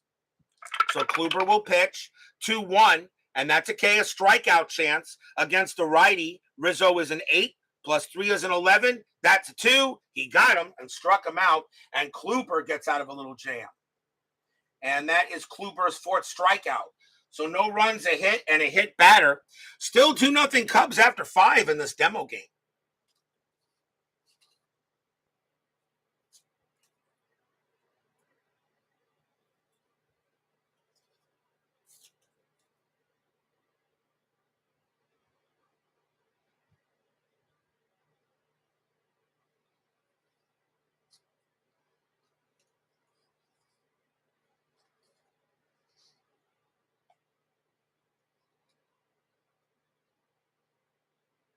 As Brian B. I'm pretty sure you probably bought a lot of cars, right?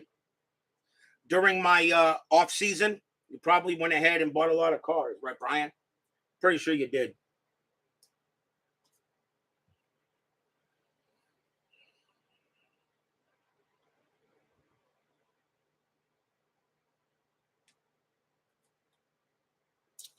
Top of the 6th inning, Kluber, Hendricks is back on the mound, and he can pitch at 25 batters, and he still has about 5 batters left in the tank. Kluber got about 6 batters left in the tank. We'll let him continue to pitch. So Kyle Hendricks will pitch, and leading off for the Indians is Francisco Lindor, and he is 1 for 2 with a single. Top of the 6th inning, 2-0 Cubs. Hendricks, a 1-4, and that is an E question mark. That's a possible error. We then go to Lindor's club. Lindor is a 2-4, and that is a G5. So that's a ground ball to third. The third baseman for the Cubs is Baez, and he has an error rating of 12 at third. That is an 8. He's going to make an error. So Baez does not handle the ball well. He boots it. So we go to the chart. And it's a G, so it's a possible error, and it's a number, and it says number 1 when you check the error chart here, number 1, and it says boots ball, grounder booted, all runners advance 1 base only. So Lindor is going to be safe at first on the booted ball, and that is going to be an E5, and that is the first error on the Cubs in the ball game. So Lindor on at first on an error by Baez. Infield will go to double play. The batter is Davis. Davis is having a good day today. He's 2 for 2, 2 singles and 2 stolen bases. Lindor has 19 stolen bases that year. His attempt rating is a 2. That's a 7. Now 2 plus 1 is 3. Okay, so there's no steal. Rajai Davis has strikeout 10. And if you check the hit and run, that would be an extra plus 2, so it'd be a 5. The 7 is too high, so there's not going to be any hit and runs or steals on this, so Hendricks will pitch. Hendricks, a 1-4, and once again, an E question mark, so again, a possible error. Davis, a 6-1, and that is a G4. So now it's a ground ball to second base. The second baseman for the Cubs is Ben Zobrist. His error rating is a 4. That's a 6. He will not make an error. So now we check to see a double play. Davis has a double play rating of 2, 0 from Hendricks, plus 1 from infield depth double play is a 3. Okay. The shortstop pivot is Addison Russell. Russell is a pivot rating of -1. So he wasn't great at turning double plays around in pivot rating. So it's 2, 2, 3, but -1 makes him a 2. So a 1 to 2, this is going to be a 4-6-3, double play. It is a 5. Now, it is not a double play, and you check the die roll. The 5, Francisco Lindor's base running rating is a 3, but at double play depth, because he's being held on by the first baseman, his base running rating becomes a 2. So a 1 to 2, he would have still made it to second. That is a 5. They get the fielder's choice. So Lindor is out, and Davis will take over at first base, and there's 1 down. And that is a fielder's choice. You think I'll run out of relievers a few times? We'll find out. Ramirez is next up, and he is 0 for 1. He got hit by a pitch and flew out. Infield is still a double play depth, even though there is 1 out. Rerolling a strategy roll, that's an 18. Now this time, Davis does not get the steal try. Ramirez has a bunt rating of 1. The 18 is too high for a bunt. The 18 is too high for a bunt here, as you can see. All right. So there's not going to be a bunt. So no bunt, no hit and run. It's going to be a normal play. Heading out for dinner. You got it, my brother Brian B. We'll catch you later. 6-2 for Kyle Hendricks is an RP at sign. This is a range play at the park. So now we go to Wrigley Field. And we roll. Wrigley Field is a 4-2. This is a D9. This is a double to right. This is gonna be an out on a double to right field. A 6, it's gonna be a double. It is a 6, and he can't get it, and that's gonna be a double to right. Wow, 6 is rolling all over the place today. Now we gotta check to see if Davis will score. His base running is a 4. A double to right is a -3 to try to score from first to home, because Hayward has a -2 arm. So a -3. So only a 1, Davis would score. It's a 5. He does not. So Davis will hold at third. Ramirez holds at second. And now runners at second and third with 1 out. On a double by Ramirez. And now here's Chisenhall. Chisenhall has struck out twice. The infield is going to come in because Davis has got good speed, and a 2-0 lead is kind of low for the Cubs. So they're going to go ahead and, just play it normally here. So we're going to roll a strategy roll. Chisenhall. Strategy roll, that's a 9. Davis is not going to steal. He has an attempt rating of 9. It's divided by 10. It's divided by 5 in order for him to try to steal home. Okay. He would have needed a 1 in order to try to steal home, but he will stay put. Jeff Merkland joins us here. Can you steal if the dice roll says you can? Of course you can. If you want to steal if the dice doesn't say so, you can. The strategy roll is to me is an option. Okay, it just tells me what play is available in that situation. You can steal anytime you want. You don't even have to use a strategy roll. You don't have to. Okay, I recommend it. Okay, but no, you can steal if the dice says you can't. Of course you can. Play the game the way. As Baseball Demo says, play the game you want, the way you choose to play it. Hendricks will pitch, and that is a 6-2, and that is an RP at sign, range play at the park. So now we go to Wrigley Field. Wrigley Field is a 5-6, and now it's a D7. This is a double to left field now. Okay, a range play, but it's a range play first. The left fielder for the Cubs is Chris Bryant, and he is a 4 range. But it's a range play at the park. So if a ball hit the left field, a 1-4, this double becomes an out. If he doesn't, a 5 or a 6, we got a tie game.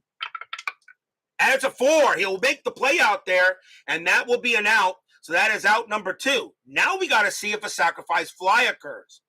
Chisenhall has a sacrifice fly rating of 2. You then roll first to see if it was automatic. So a 1 or a 2, Davis will score, and Ramirez would get a chance to go to third. It's a 6, so no, he does not get it. He does not hit it off his card automatically. Now you want to see if Davis does it on his own. Okay, the runner at second, however, stays put. Davis has a base running rating of 4. Chris Bryant has a 0 arm. So now you're rolling to see if Davis takes home on the sacrifice fly. You roll again. A 1-4, Davis will score. A 5 he holds. A 6 it could be an out. It is a 4. He will go ahead. Davis he has the speed. So even though Chisenhall couldn't do it on his own, he will come in to score. It's 2-1 on a sacrifice fly by Lonnie Chisenhall.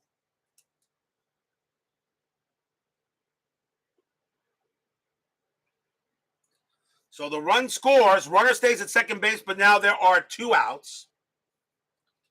And the next batter now is Gomes. Gomes walked his last time up. He is 0 for 1. I got thunder in the background here, so hopefully we don't lose internet. And if it does, well, like I said, it's an exhibition game, and I guess it'll kill it. But I'm not. If we do have, this is an exhibition game. As I said, I got thunder here. I got possible rain coming. So if I happen to lose the game here, I'm not going to restart the stream. It'll end just here. It's an exhibition game. Okay. And I will see you guys for opening day. But we have 2-1 now, bottom of the top of the sixth, and Gomes is the batter now with Ramirez on at second. And now Hendricks, after he pitches to Gomes, Hendricks will be tired. Now, since this is an exhibition game, I am utilizing everybody in the roster pack. No matter where they are, if they're in the roster pack, they are available. So it's exhibition. Everybody can be used at any time. So Hendricks, we do roll a strategy roll first, and that is a 20. Well, Hendricks, a pickoff rating of 1 to 7. So he's going to turn around and see if he can get Ramirez. So you now roll a D20 again. A 1 to 7, he gets him. No, and Ramirez will get back. Now Hendricks will pitch. Hendricks a 3-5, and then we look to check his a split chance. Walk against the lefty and a blank against the righty. Gomes is a righty, so that becomes a blank. Gomes will get the swing. Gomes a 3-2, and that is an F7. That's going to be a fly ball to left field, and that will be caught by Bryant, and that will make the catch to end the inning. 1 run, 1 hit, 1 error, and a sacrifice fly. 2-1 as we go to the bottom of the sixth.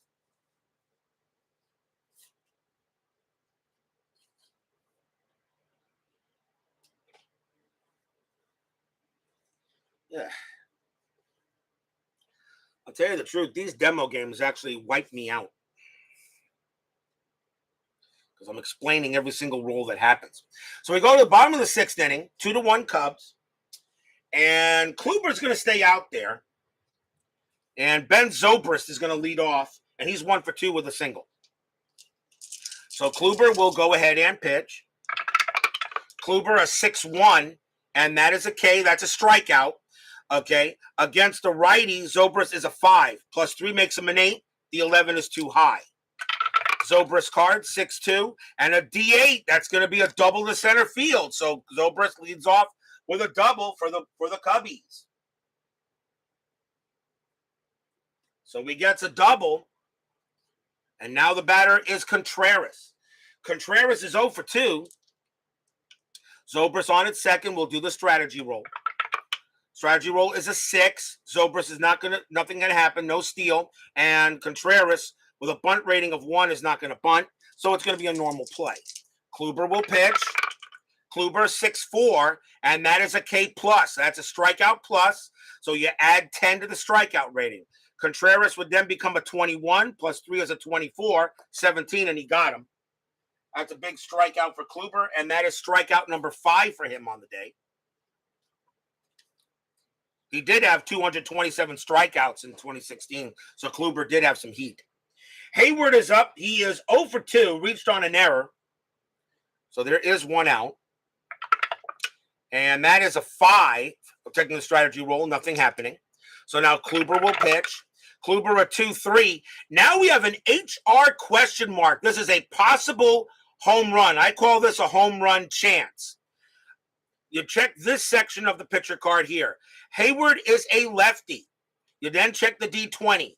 A 1-4 against the left-handed batter. Kluber put this right in the wheelhouse. That is an 18. It's too high. So that works as a blank. So now you check Hayward's card. Hayward a 5-1, and that's a G6. And that's going to be a ground ball to short.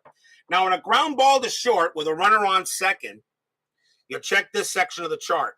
Runner holds on balls hit the shortstop or pitcher if roll is higher than base running rating of runner. Otherwise, advance to third. So Hayward is going to be out at first base.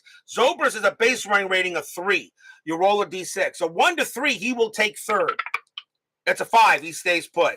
So Hayward is out at first base, runner on its, and now there are 2 outs as the ball was hit too hard for Zobrist to try to take third. Next batter is Russell. Russell is 0 for 2 with 2 outs now. Still roll the strat, and that is a 9. Nothing happening on the play. Kluber will go ahead and pitch. Kluber 3-4, and once again he comes up with that 3-4. That's an automatic with an automatic out. That'll get him out of the inning. Roll a D6. Check his star line. That's a 6, and that's going to be a fly out to right field by Russell, and a leadoff double. But the Cubs couldn't do anything with it. No runs and a hit. 2-1 after 6 in this demo game.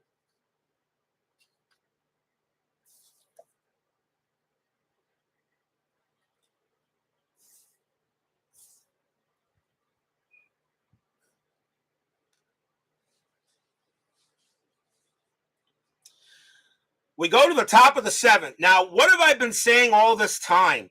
You know, in the classic years and in the legendary years, this is the 60s, the 70s, the 80s, not the 2010s or the 2020s. Kyle Hendricks is tired. Normally, I would leave him in. If this was like earlier season, I'd probably leave him in here. But in this style of baseball, he would be taken out. So Hendricks is going to leave the game, even though he's pitched beautifully. So Hendricks is going to come out of the game, and I will bring in a new pitcher for the Cubs. Tyler Naquin is the leadoff batter for the Indians. He is a lefty. They got left, right, and a switch. And it looks like I'm going to bring in a right-hander. Now, of course, in 2016, they didn't have the 3-batter rule, but I kind of use it myself. So I'm going to bring in a right-hander for the Cubs. And I'm going to go ahead and bring in Trevor Cahill. 4 wins, 4 losses, no saves, a 2.74 ERA. So Cahill's going to come in and pitch. Hendricks leaves the chance for the win. And you know that Cahill can pitch to 5 batters before he gets tired. So Trevor Cahill is going to come in and pitch for the Cubs here. And Tyler Naquin will lead off. Will lead off for the Indians here in the top of the 7th.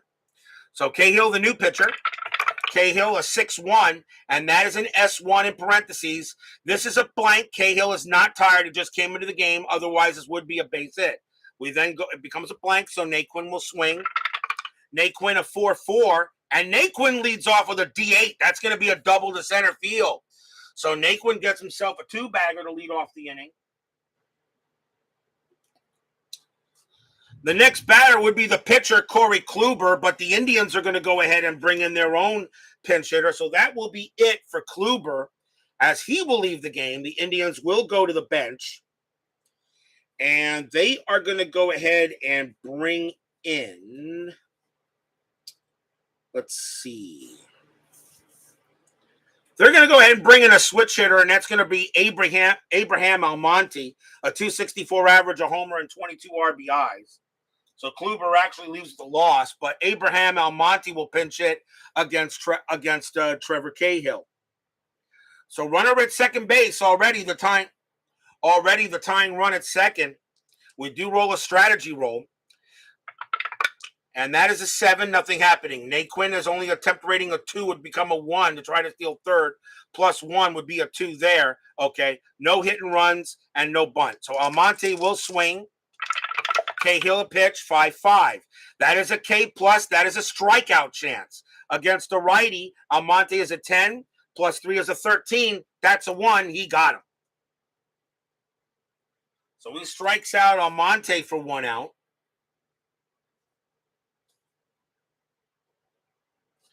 Next batter is Santana. He will bat. Santana is 0 for 3. So again, we roll the strategy roll. And that is a 13, nothing happening. No bunt, no hit and run, and no steal. So Cahill will get the pitch. Cahill, a 3-1, and that's a split. Against the lefty, it's a blank. Against the righty, it's a strikeout plus. Santana's a switch hitter hitting from the left side, so that becomes a blank. Santana gets the hit. 5-3, and that is an F7. He's not having a good night tonight. That is an F7. That's going to be a fly out to left for out number 2.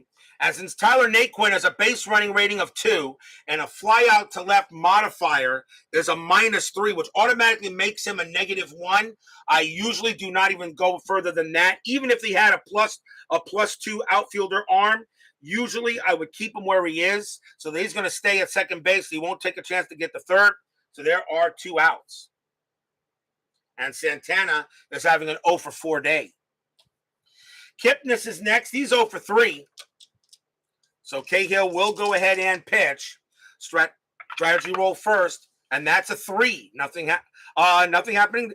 Nothing happening there. Cahill will pitch. Cahill, a 5-2, and that is an @ sign. That is at the park. We go to Wrigley Field. A 2-6, and Cahill's going to get out of it. That's a double star 3. That's a star line 3. So we go to Cahill star line. And he's a ground ball pitcher. So we will actually it's a star line 3 automatically. You don't have to roll.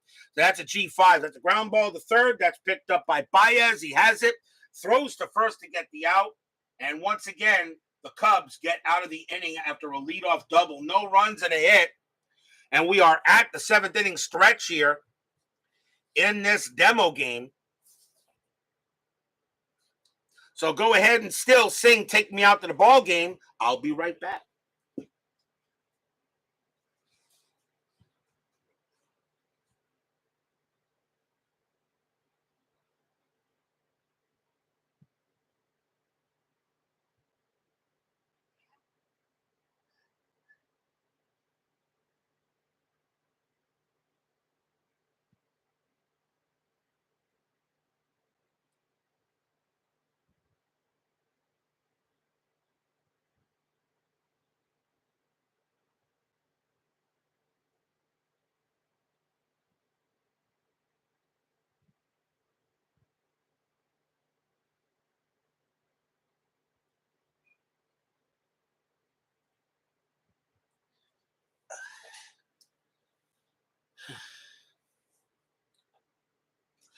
Don't forget, this is the demo game, which means the 2016 replay is officially now launched. Opening day will be next week. It'll be July 3rd. Opening day, it'll be at 8 o'clock start to start the 2016 campaign. And we will be at Kauffman Stadium as the New York Mets will take on the Kansas City Royals in our opening day matchup. Matt Harvey does go for the Mets, and Edinson Volquez goes for the Royals. So the Mets and the Royals will be the opening day game for the 2016 season. So please make sure you don't miss it as the 2016 season gets underway. Mets and Royals, of course, the return of 10-minute ticker and FastScore. So we are 1 week away from the start of the 2016 season. Mets and Royals, I know you guys aren't going to miss opening day. We go to the bottom of the 7th here, though, in this demo game between the Indians and the Cubs. The Cubs have a 2-1 lead. Javier Baez will lead off for the Cubs, and he is 2 for 2 today, a single and a double. And the Indians need a pitcher, so we got a right. We'll probably see a pinch hitter for Cahill and a switch hitter. I think they're going to go with a righty. So the Indians will bring in a relief pitcher. And they are going to go with, let's see. The Indians are going to go ahead and bring in Zach McAllister. 3 wins, 2 losses, no saves, a 3.44 ERA, 54 Ks, 21 walks. So Zach McAllister, who can only pitch to 4 batters before he tires, I think gone are the 7, 8, and 9 inning relief pitchers we're so used to seeing. Okay, so Zach McAllister will pitch for the Indians here in the bottom of the 7th inning. 2-1, and Baez is the leadoff batter. He is 2 for 2. So McAllister's card, 5-4, and that's a split chance. Against a righty, it's a walk plus. Against a lefty, it's a blank. Baez is a righty. That's a walk plus. Against a right-hander, Baez is a 2. Plus 1 makes him a 3, but the walk plus makes him a 13. That is a 9, and he walked him. So McAllister did not do a good job to get Baez, and Baez is on base for the 3rd time today. We'll see a pinch hitter for Trevor Cahill, as he is now done. And the Cubs will bring in a pinch hitter. And they're going to go with Tommy La Stella, 270 average, 2 homers, 11 RBIs, and 16. So Baez is on first, big run there. Infield is at double play depth. So Tommy La Stella will come against McAllister. We're still using a strategy roll. Strategy rolls are in effect until the difference plus the inning number is higher than 10. Then you're not supposed to use them. You can use them if you still want them. That is a 5. Baez has a 3. Plus 1 makes him a 4. He does not get the steal sign, but La Stella is a 7, okay? Okay, and for the hit and run, add plus 3. So actually, you have a 5, which means a hit and run ability is on. And I kind of like the idea of a hit and run here because Baez has a 16 plus 1 makes him a 17. And even if he strikes out, his stolen base rating will be a 15. We're going to do a hit and run here. So we do a hit and run. So McAllister will pitch. And that is a 5-3. A 5-3 range play at the park. So the hit and run is still on, but now we go to Wrigley Field. Wrigley Field, 2-5, and that is an S8. That's going to be a single into center field off a hit and run. Okay, so what does that do? Okay, so we know we have a hit and run on a single to center field. Baez has a base running rating of 4. Okay, a single to center is a -2. So that would be a 2 for him to get to third. But on a hit and run, all base running ratings get a +2. So that his base running rating goes a 4, becomes a 6, okay, and a -2. So now instead of a 1-2, it would be a 1-4 for him to try to get to third. So a 1-4, he gets to third. And he does. So Baez will go ahead on the hit and run. And a nice hit by Tommy La Stella to make contact. And runners at the corners with nobody out here in the bottom of the 7th. On a well done hit and run there by Tommy La Stella. Top of the order, here's Dexter Fowler. And Fowler, he is 0 for 2 with a walk. The infield is going to play in. So runners to the corners, nobody out. McAllister will continue to pitch. And now that's a strategy roll. Now that is a 2. Baez has an attempt rating of 3, but in order for him to steal home, he would have to be a 5. Okay, or actually in this case, he'd have to be a 4 because 3 + 1 is 4. Divided by 5 is less than 1. You need to have at least a 1 in order to try to steal. He doesn't get it. La Stella has an attempt of an H, which means the only way he can steal second is on a failed hit and run. There's not going to be a play here, and Fowler is not going to bunt, so there's no play. It is normal. So McAllister will pitch, and that's a 5-1. That is a strikeout chance. Against a righty, Fowler is a 12, plus 3 is a 15. That is a 16. Fowler does not strike out. It's too high. He gets the swing. 5-1, and that's an F7. That's going to be a fly out to left. But a possible sacrifice. Fowler has a sacrifice fly rating of 1. You roll a D6. If it's a 1, he brings in Baez automatically. And he does. So Baez, it's deep enough. So Baez will score on a sacrifice fly. La Stella still stays at second base. It's 1 out. But the Cubs now make it back to a 3-1 lead. Stadium cheers. Yay!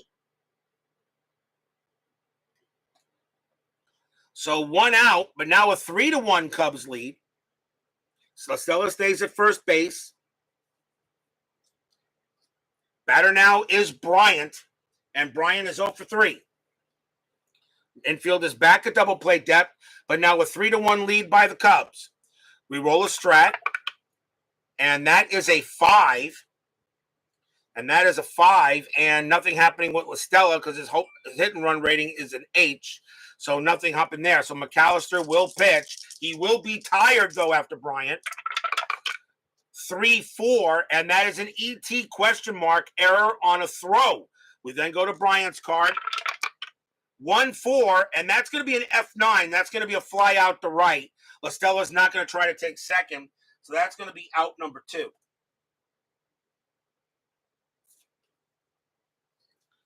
The batter now is Rizzo.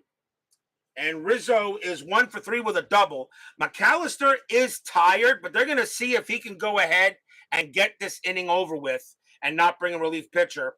Okay, although Rizzo's a little better against righties. Okay, at least in the splits. They're going to go with McAllister, see if he can get that final out of the inning. But he is tired, which means now the parentheses results now take effect. We roll a strat. And that's a 9, nothing happening on the bases. La Stella stays at first. McAllister will pitch. That's a 5-5. That is a K. Strikeout chance. Against a righty, Rizzo is an 8. Plus 3 is an 11. That's a 1. Swing and a miss. Strikeout. And the inning is over. 1 run.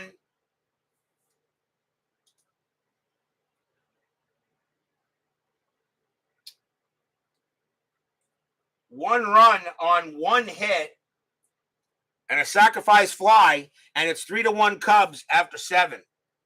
The one thing about inside pitch that I like about it, that when a pitcher gets tired, the pitcher is not devastated. There are a number of games out there that when a pitcher is declared tired in the game, if the pitcher is tired, they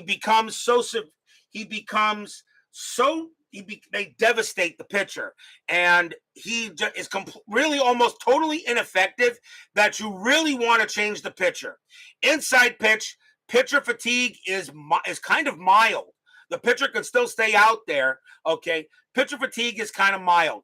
I always tell players, if you think the pitcher is not fatigued enough, you can make changes if you like him from house rules, but I kind of like the way it is as rules is written.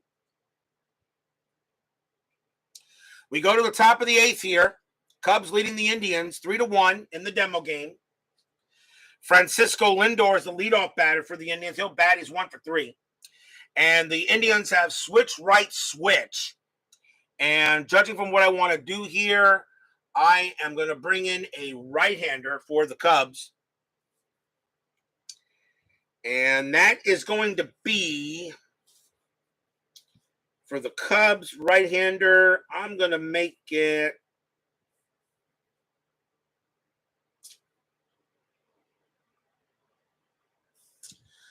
coming into pitch for the Cubs is going to be Carl Edwards. No wins, a loss, 2 saves, a 3.75 ERA. As Edwards will come on and try to pitch the 8th inning. Edwards had 52 strikeouts, 13 walks. He also has a special K.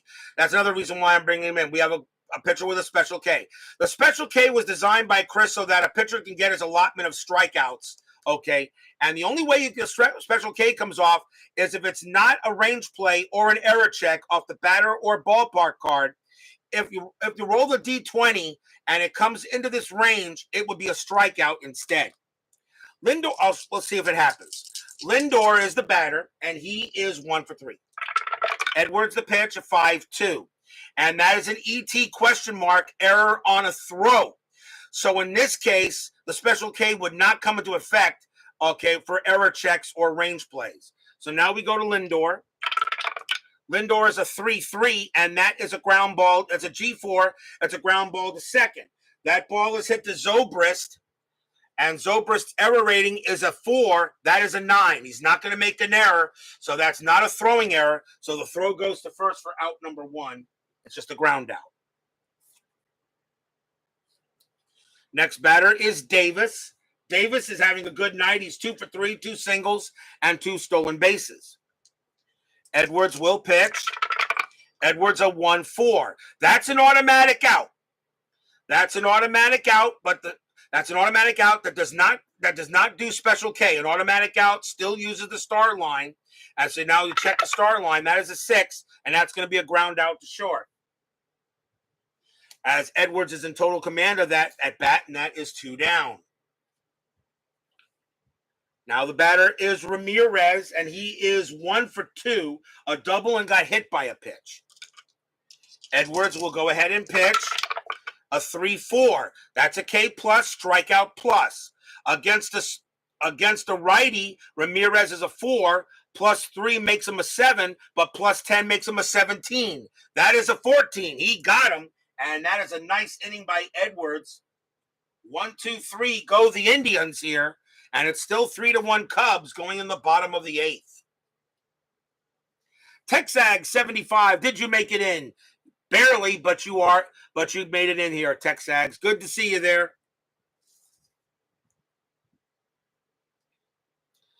We go to the bottom of the 8th inning.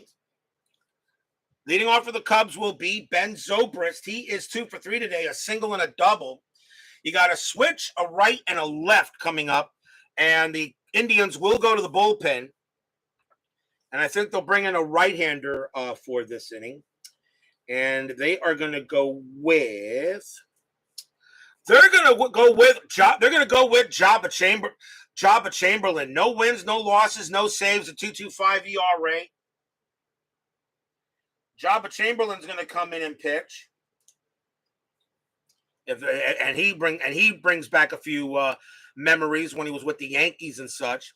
So Jabba Chamberlain will pitch against Ben Zobrist in the bottom of the 8th inning. 3-1. Cubs lead in this demo game. Chamberlain a 5-2. That's a K, a strikeout chance. Against the righty, Zobrist is a 5. Plus 3 makes him an 8. That's a 19. He doesn't strike out. Zobrist a 4-3, and that is a star line 5. And on Chamberlain's card, that's an F8, and that will be a fly out to right, fly out to center. One down. Here comes Contreras. Contreras is 0 for 3. He'll bat. Chamberlain will make the pitch. Chamberlain 1-3. That is at the park. We then go to Wrigley Field. Wrigley Field a 6-2, and that's a G3. That's going to be a ground ball to first, handled easily by Santana. And that is out number 2. Here's Hayward. Hayward is 0 for 3, but reached on an error. So Chamberlain doing a good job here so far in the bottom of the 8th inning. Chamberlain 6-4, and that's an automatic out. That's a star line. It's going to be an out. And you roll, it's a 6, and once again, it's a fly ball to right field, and that'll be handled by Chisenhall. And that is a 1-2-3 inning by Jabba Chamberlain. So a nice job by him. And it's still 3-1 here in this demo game. But even though this is a demo game, will we see some 9th inning magic? Top of the 9th inning, Cubs lead 3-1 here. And Carl Edward, we're going to see a new pitcher for the Cubs as they're going to go with the closer.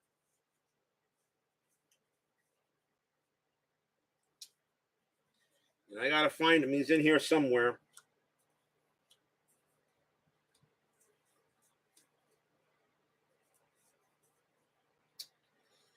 Where are you? I know you're here someplace.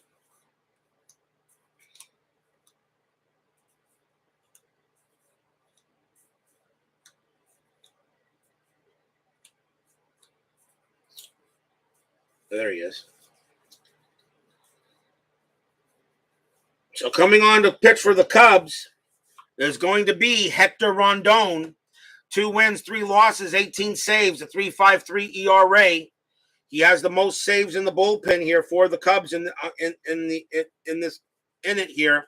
So Hector Rondon will go ahead and try to close the game out. So top of the 9th inning, 3-1. Chisenhall will bat. And he is 0 for 3 as we start the top of the 9th inning. 3-1 Cubs in this demonstration game. I'm glad you guys joined us to it. The 2016 season starts next Monday, July 3rd, 8 o'clock, Mets and Royals, Texags. Rondon, 3-3. ET question mark, error on a throw. Chisenhall will get the swing. 3-5, and against the righty, and it's a split chance. It would be a grounder to third against the lefty. It's a single to third against the righty. However, an error on a throw on an S5, this is an automatic infield single. The question is, does the fielder still try to get him out? So now we check the chart. S5, error on a throw. And you'll look here, and it says 9. If you look at the chart, it says 9. It says here, infield single throw. Infield single with 1 extra base advancement on bad throw. Otherwise, everyone only gets 1 base total. So this is an infield single, but if it's a bad throw, he could still make that. It's an error on a throw and went to third base. Third base is Baez. Is Javier Baez. His error rating is a 12. That's a 15. He will not make a throwing error. So pretty much it's an infield single. Still tried to get him out at first, but it's a good throw. But Chisenhall beats it out, and they got a base runner. Infield single by Lonnie Chisenhall, and puts the Indians on the bases. Infield will now be a double play depth. And the next batter is Yan Gomes, but with a 167 average, I'm going to pinch hit for him and bring in another catcher. And Chris Jimenez is going to be the catcher, but he will not pinch hit. This is the 9th inning. It can be anybody I want. And it for the pinch hitting for the pinch hitting for the Indians is going to be Marlon Byrd, 270 average, 5 home runs. So Marlon Byrd will pinch hit for Gomes. Jimenez will go ahead and take over at catcher if it goes any further than this. So infield is a double play depth. Chisenhall on at first. Rondon already in a little bit of trouble. We still roll. Strategy rolls are off because 3 minus 1 is 2 plus 9 is 11. It has to be a 10 or lower to still use a strategy roll. So strategy rolls are off. It's pitcher versus batter. Rondon will go ahead and pitch. Rondon, a 3-4, and that is a range play. So now we got to check Bird's card. And Bird is a 2-5. That is an F9. That's a fly ball to right field. That's hit to Hayward. Hayward's range is a 5. The last time he tried to make it, the roll was a 6. But he'll get this one, and that's going to be out number 1. So it's a fly out to right, and Chisenhall stays at first. And there is 1 out. That'll bring up Naquin, and he will bat. Naquin is 1 for 3 with a double. Fans here at Wrigley Field hoping for a nice demonstration, a nice demo game win here. They're excited for the 2016 season. They want their Cubs to do it again. Will Inside Pitch and FastScore oblige them? Who knows? Who knows? Strategy rolls are off. Rondon will pitch. Rondon, 2-2. And that is a home run result. It's a straight home run result. Against the righty, Naquin needs an 11. That is a 1. And, yep, 9th inning magic, even in the demo game, strikes again. Kaboom! High, deep, gone. Tie game.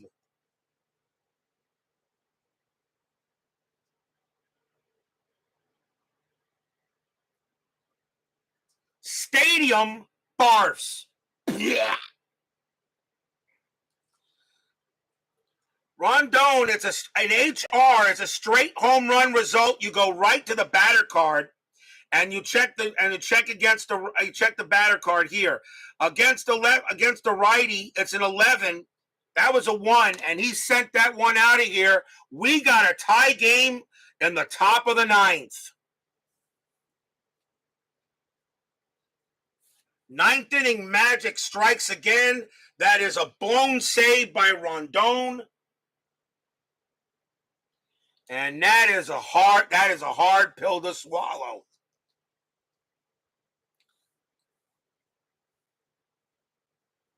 We'll see a pinch hitter for Jabba Chamberlain. And Rondon can pitch to one more batter before he fatigues. And coming up to bat for the Indians is going to be Michael Brantley, a 231 average, no homers and 7 RBIs, which means Chris Jimenez is going to take over at catcher since there is going to be a bottom of the 9th inning. And he is a 3-2-13-0. So timeout for substitution, as I was not expecting that. But it's going to happen here. So Michael Brantley will go up against Rondon here. Still 1 out. Now top of the 9th, tied at 3. And you wonder why I say inside pitch is the most exciting game you can play? Because of things like that. And it doesn't happen a lot, but it does. But when it does, it's amazing. Rondon, a 1-2. That's a walk chance against the righty. Brantley is a 6. Plus 1 is a 7. That is a 1. He walks Brantley. And now the go-ahead run is on base. So Brantley gets a walk, and that's going to be it for Rondon.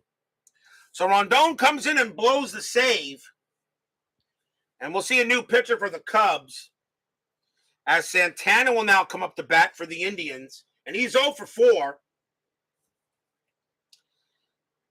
And the Cubs have the batter batting third in the bottom of the ninth inning. So coming on to pitch for the Cubs, let's see, is going to be Justin Grimm. 2 wins, a loss, no saves, a 4.10 ERA. Justin Grimm will now pitch for the Cubs to try to get it in the bottom of the ninth with a score tied at 3. So 1 out. Infield is at double play depth. Well, now we're back to rolling a strategy roll. That is a 15, nothing happening. Brantley's not going to steal, no hit and runs. So now Grimm will pitch to Santana. And he can only pitch to 3 batters before tiring. Grimm, a 3-3. That's a K plus. It's a strikeout plus. Against the righty, Santana becomes an 8. Plus 10 is the 18. Plus 3 is 21. He got Santana, and that is the second, and that is out number 2.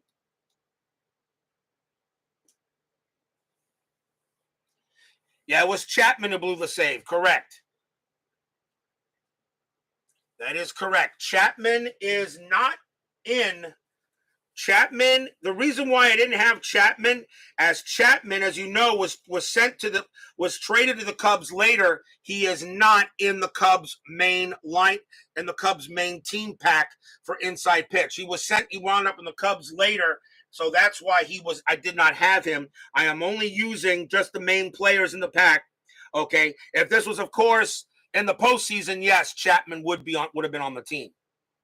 So now the go-ahead run on base with 2 outs now, and here's Kipnis. Kipnis is 0 for 4. Grimm will pitch to him. 2 outs, now tied at 3. Strategy rolls are still on. And that's a 20. Now Grimm has a pickoff rating of 1-3. A 1-3, he gets Brantley.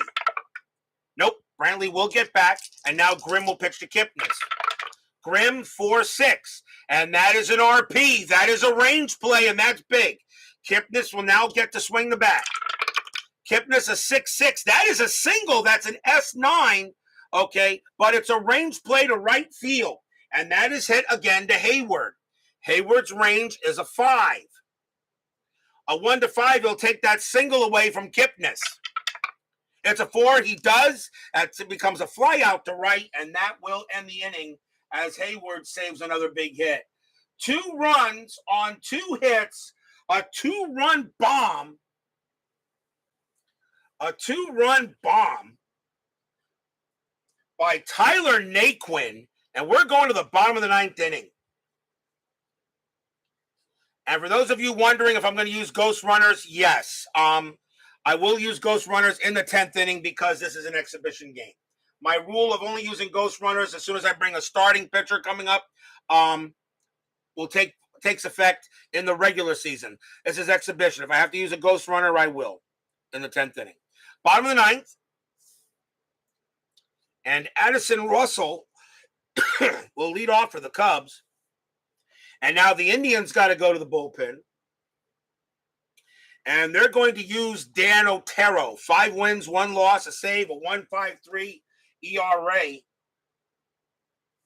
Otero will now come up to pitch for the Tribe. Addison Russell leads off. He will bat. Bottom of the 9th inning, tied at 3. Boy, these demo games have gotten really exciting too. Otero will go ahead and pitch. And that is a 6-4. And that is a blank. We go to Russell's card. Russell, 1-3, and that's a P6. He just pops that up into the infield. That's a pop out to short. Lindor makes the catch, and that is out number 1. 1 down, and here comes Baez. Baez having a good day. 2 for 2, a single, a double, and a walk. Otero does go ahead and get the pitch. Otero is a 4-4. That's a K, a strikeout chance. Against a righty, Baez an 11, plus 3 is a 14. That's a 19. He doesn't strike out. Baez will swing. 5-1, and he hits one, a power hit to left field. Against the right, that is a 6. against the righty. If you check this section right here of the card, and that is a 6, and that's going to be a base hit. So Baez gets his 3rd hit of the night, and the winning run is on. So Baez now 3 for 3 with the winning run at first base. And we'll see a pinch hitter for Justin Grimm as the Cubs will go to the bench.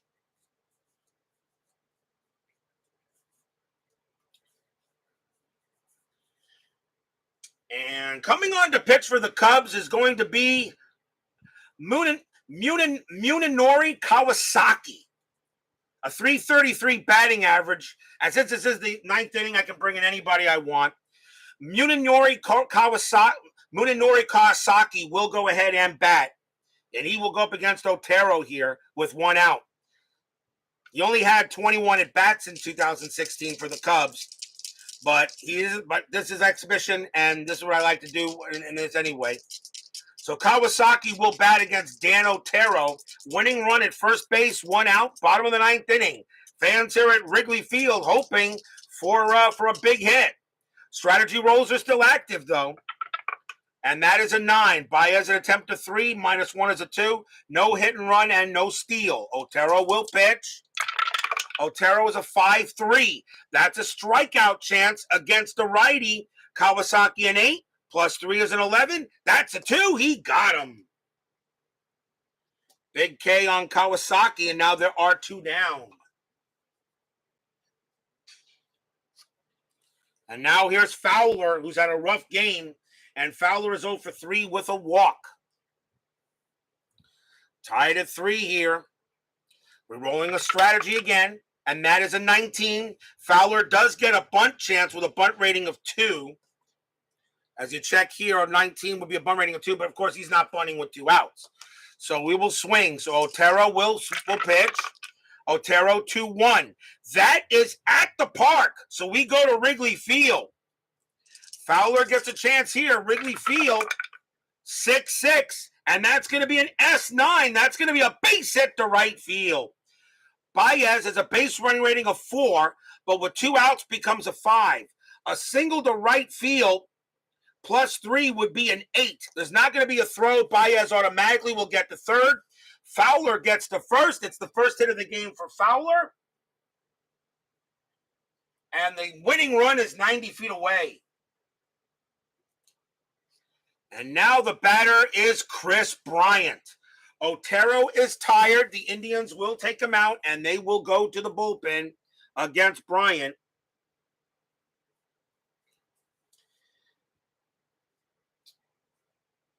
Let's see. And coming on to pitch for the Indians is going to be Jeff Manship. 2 wins, a loss, a 3.12 ERA. Jeff Manship will now pitch to try to get out Bryant. Runners at the corners, 90 feet away, 2 outs. Can the Cubs win this in the bottom of the 9th inning? As 9th inning magic struck for the Indians, will it strike for the Cubs? Strategy roll, and that is a 10. Nothing happening with Fowler, Baez, or bunts, or anything. Manship will pitch to Bryant. Manship, 3-4. Strikeout chance against the righty. Bryant is a 10. +3 is a 13. That's an 8. Swing and a miss. Struck him out. And we have once again free baseball. Free baseball. Free baseball here. Get your free baseball.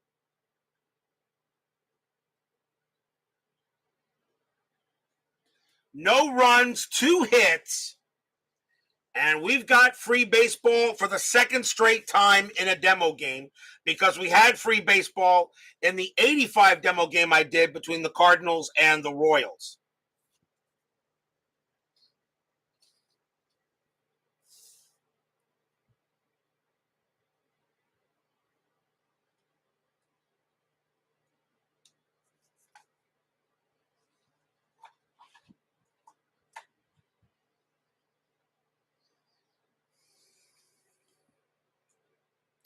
So we go to the top of the 10th inning.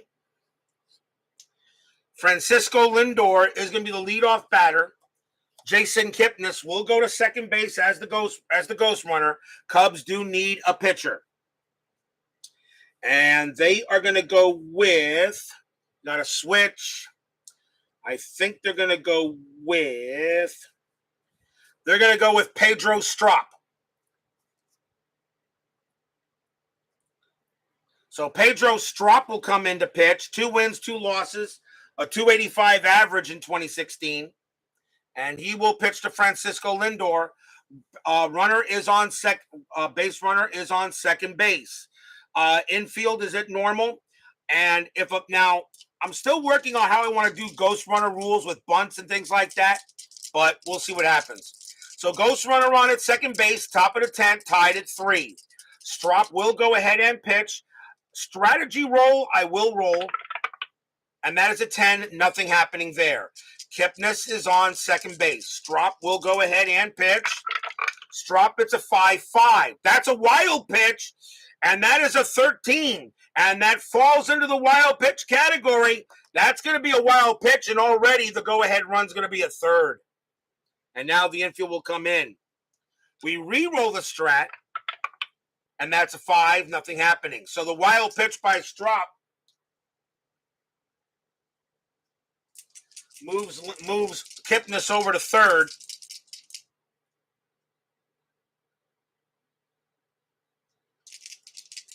So Lindor gets a chance. So once again, Strop with the pitch. Strop a 6-6. And Strop goes ahead and gives up a home run result against the righty. Lindor needs a 6. The 15 is too high. So Strop made a bad pitch, but Lindor doesn't get it here. So that's not a strike. That's not a home run. It becomes a blank. So now Lindor gets the swing. Lindor 3-1, and that is a line drive right to third. A line out to third. Now we check the line out rating. With a runner on third, a 3 would be a double play. So it's a line drive to third. Baez makes it a 1-3. He catches Kipnis off the bag. That's a 6. He doesn't. So there's only 1 out. Kipnis got back.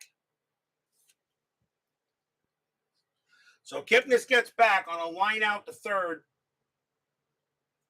1 down. The batter now is Davis. And Davis is 2 for 4, 2 singles and 2 stolen bases in this demo game here. So now we again roll the strat.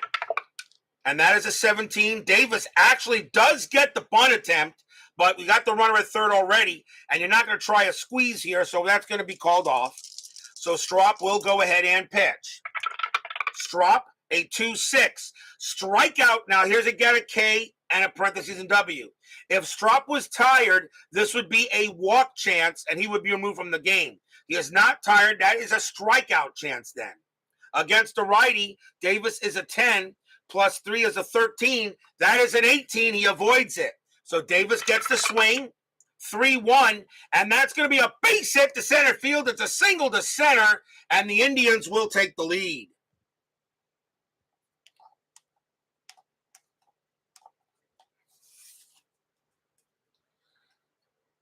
So an RBI single will bring in Kipnis on a base hit by Davis, and the Indians now lead it 4-3 here in the 10th.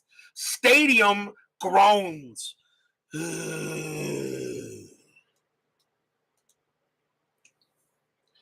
So now a 4-3 Indians lead here in the 10th inning. And now the batter is Ramirez. Ramirez is 1 for 3, doubled and got hit by a pitch. Infield now with double play depth. Still checking a strategy roll. That's an 11. Davis is going to stay where he is. The hit and run, actually, now that was an 11. Now 9 minus 1 is 8. That was an 11. Ramirez is a 4. And that would have been a +4. They actually get the hit and run attempt. That's not a bad idea. We're going to do a hit and run. So Strop will go ahead and pitch. 1-6. Strikeout plus. Now on a hit and run, okay, on a hit and run, that still remains a strikeout plus. There's no change. Ramirez, however, becomes a 4. Plus 3 is a 7, becomes a 17. That is a 4. He strikes him out. Now Davis has to steal. It's 18 with 0. And Contreras has a -1 arms. That makes him a 17. But on a failed hit and run, if the batter strikes out, resolve play like a steal, -2 to stolen base rate. So now it becomes a 15. So a 1 to 15, Davis makes it. And he does. That's why the hit and run made sense. So now another big run is in scoring position. As that goes to stolen base, but Ramirez struck out, and there are 2 down. And now the batter is Chisenhall, and he is 1 for 4. So Davis on at second. Strop is not tired yet. He can pitch to one more batter before he is. Strategy rolls are on, and that is a 9. Nothing happening. Davis stays at second base. Strop will go ahead and make the pitch. Strop 2-1. Strikeout chance against the righty. Chisenhall's an 8. +3 is an 11. That's a 4. He got him. Inning over. But they do get the run, so 1 run on 1 hit and a stolen base. They do get the run. We go to the bottom of the 10th. It is 4-3 now.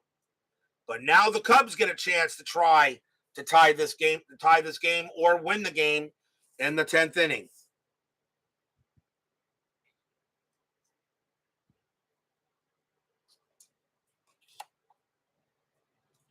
Chris Bryant becomes the ghost runner, and it is Anthony Rizzo who will lead off.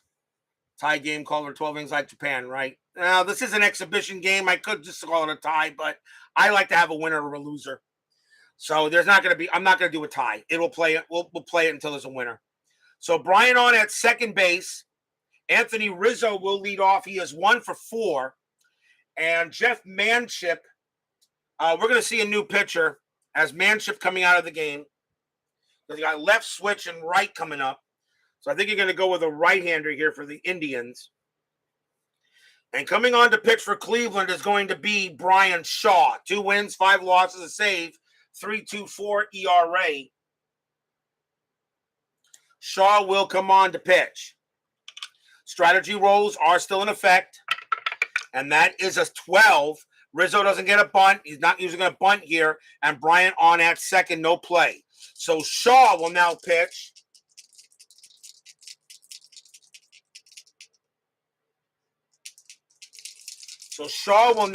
Here. Brian Shaw, 2-4. That is a wild pitch. That's a 16, but that is too high. So Shaw does not uncork a wild pitch. That's ball 1. 2-1, and now a split chance. Against the lefty, it's a blank. Against the righty, strikeout. Rizzo is a lefty. That becomes a blank. Rizzo gets the swing. 3-2, and that is a fly ball to center field. That's an F8, and that's going to be a fly out to center. Does Bryant get to third? Base running rating is a 4. A fly out to center modification -2 makes him a 2. Center fielder for the Indians, -1. Naquin is a -1. So on a roll of a 1, Bryant goes to third. A 2 to 5, he holds a 6, he could be out. It's a 1, and he does. Deep enough where Bryant goes to third base, and already the tying run is in scoring position. They'll go the infield in with 1 out now. Next up is Zobrist. And Zobrist is 2 for 4, a single and a double. Infield is in. Shaw will go ahead and pitch. Strategy roll still active. Nothing happening on the 16. So Shaw will go ahead and make the pitch. Shaw, 5-4. That's a split chance. Against the lefty, it's a blank. Against the righty, it's an automatic out. Zobrist is a switch hitter and he is batting lefty against the righty. That will be a blank. Zobrist gets the swing. Zobrist, 2-6, and we have a split chance. Against the righty, it's a ground out to short. Against the lefty, it's a single pass short. Shaw is a righty. That is going to be a ground out to short. It's going to be a ground ball to short. Now, the question is, with the infield in, Bryant's base running rating becomes a 2, with the infield in. If you check the chart here, infield in. Okay, base runner on third, -2 to his base running rating. Question is, do we try to send Bryant? Do we try to send Bryant to send him? With no outs, I probably wouldn't do it. With one out, I think you do here. So that the ground ball is short, and they're going to send Bryant to try to score. The throw is going to come to the plate. A 1 or a 2, Bryant is safe. A 3, 4, or 5, he is out. A 6, he is safe, but Zobrist is out at first. Ground ball to short, picked up by Lindor. The throw to the plate is in time. They got him. Zobrist is safe at first. 2 down. They get Bryant out at the plate. So that is a fielder's choice. And Bryant thrown out at the plate by Francisco Lindor. And now there are 2 down with a tying run at first. And now the batter is Contreras. Contreras is 0 for 4. Zobrist on at first. Fans here at Wrigley Field wondering what's going on. They had a 3-1 lead in the 9th inning. And now the Indians are 1 out away from winning it and getting a little revenge for the World Series. Strategy roll, and that is a 17.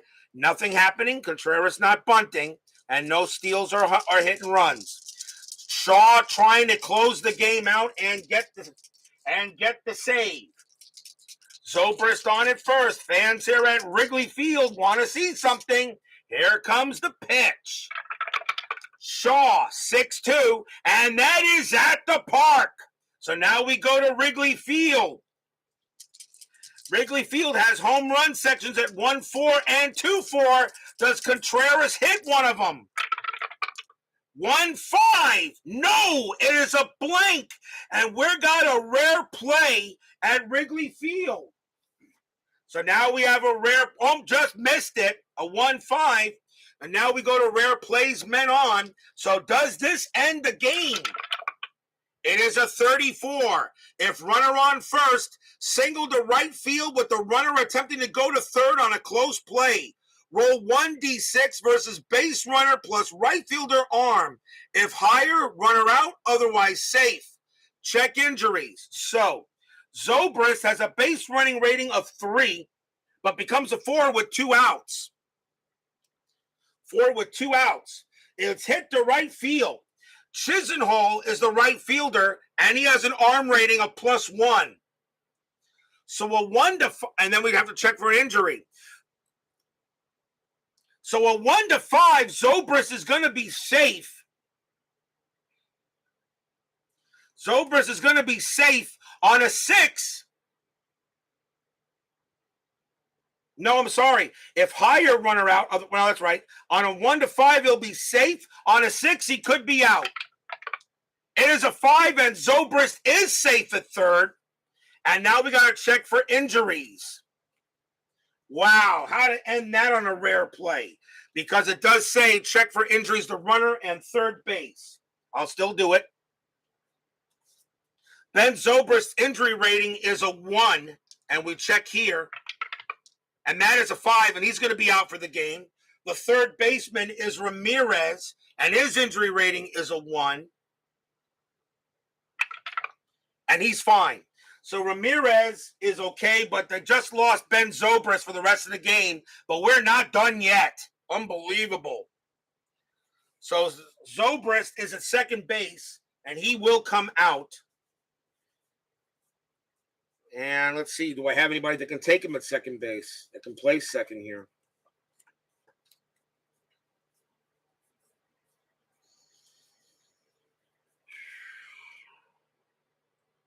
Yes, Javier Baez is going to have to move to second, and Baez was at third. Do I have a third baseman? Do I have a third baseman, though? Oh, boy. Timeout on the field. I was not expecting that to happen. We'll find out what we're going to do here. Baez can move to third base, but then I need ooh, wow, that hurts. All right, so we got a little bit of an interesting situation here in our demo game, but this could happen in a regular season game. So Zobrist is out, so now I don't have a second baseman, and Baez, I can move him. I can move Baez to third. That's what I'm gonna have to do. This is gonna be weird, but Baez is gonna move from third base to second. So timeout on the field. Baez is going to move from third to second, if this game goes any further, of course. So Baez will now become second base, who's actually better at that position. And coming into play third will be Chris Bryant. He'll take over at third base, because Bryant can play third. And taking over in left field for the Cubs will be Jorge Soler. He'll take over in left field. That means Soler will go ahead, and that means Zobrist is hurt. So that means Soler is going to be the pinch runner, and he's going to take over in left field. So that's what actually happens.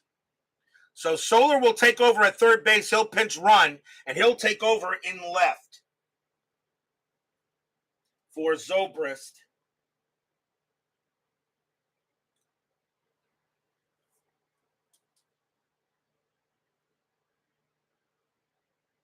So Soler will take over in left field, and 3-0 +1.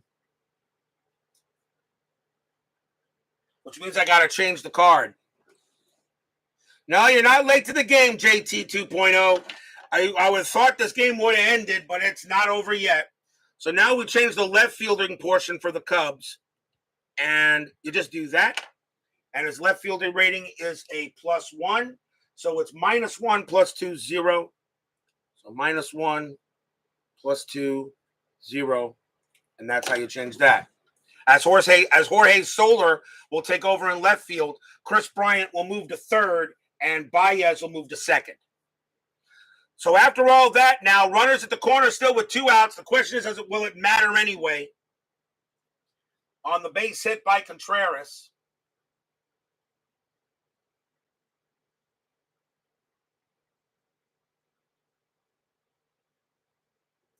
And now the batter is Jason Hayward. So Jason Hayward will now bat for the Cubs. And he is 0 for 4, but reached on an error. Brian Shaw is going to pitch to him. He's not tired yet. He will be tired after he pitches to Hayward. And actually, he won't pitch. Actually, he will not pitch to him. He did have his 3 batters. He will come out. The Indians will go to the bullpen, because Hayward actually hits righties a little better. So the Indians will bring on a new pitcher. And it is going to be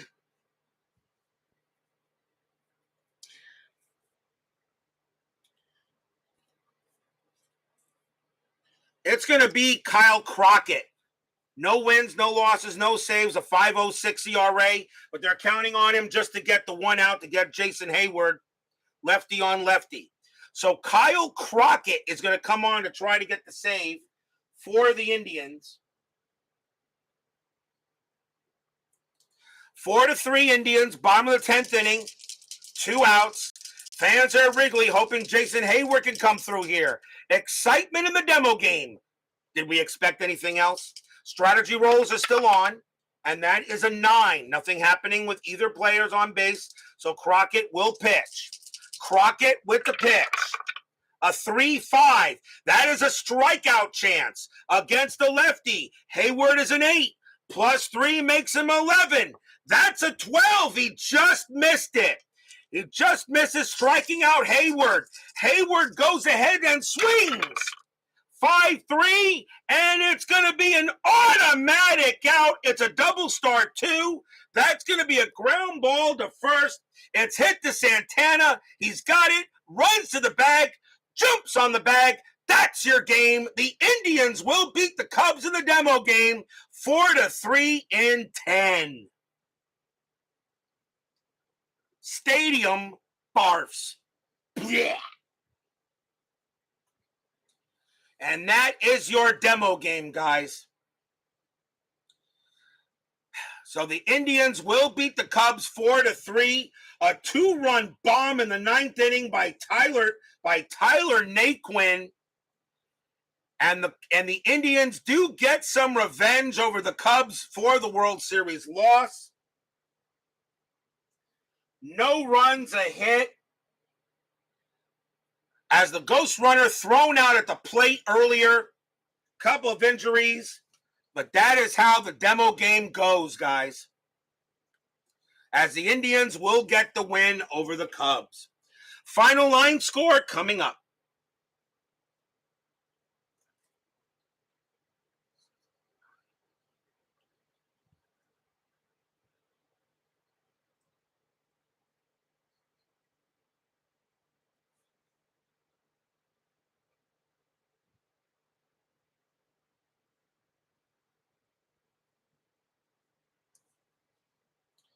For the Indians, 4 runs on 9 hits and 1 error. For the Cubs, 3 wins, 3 runs on 9 hits and an error.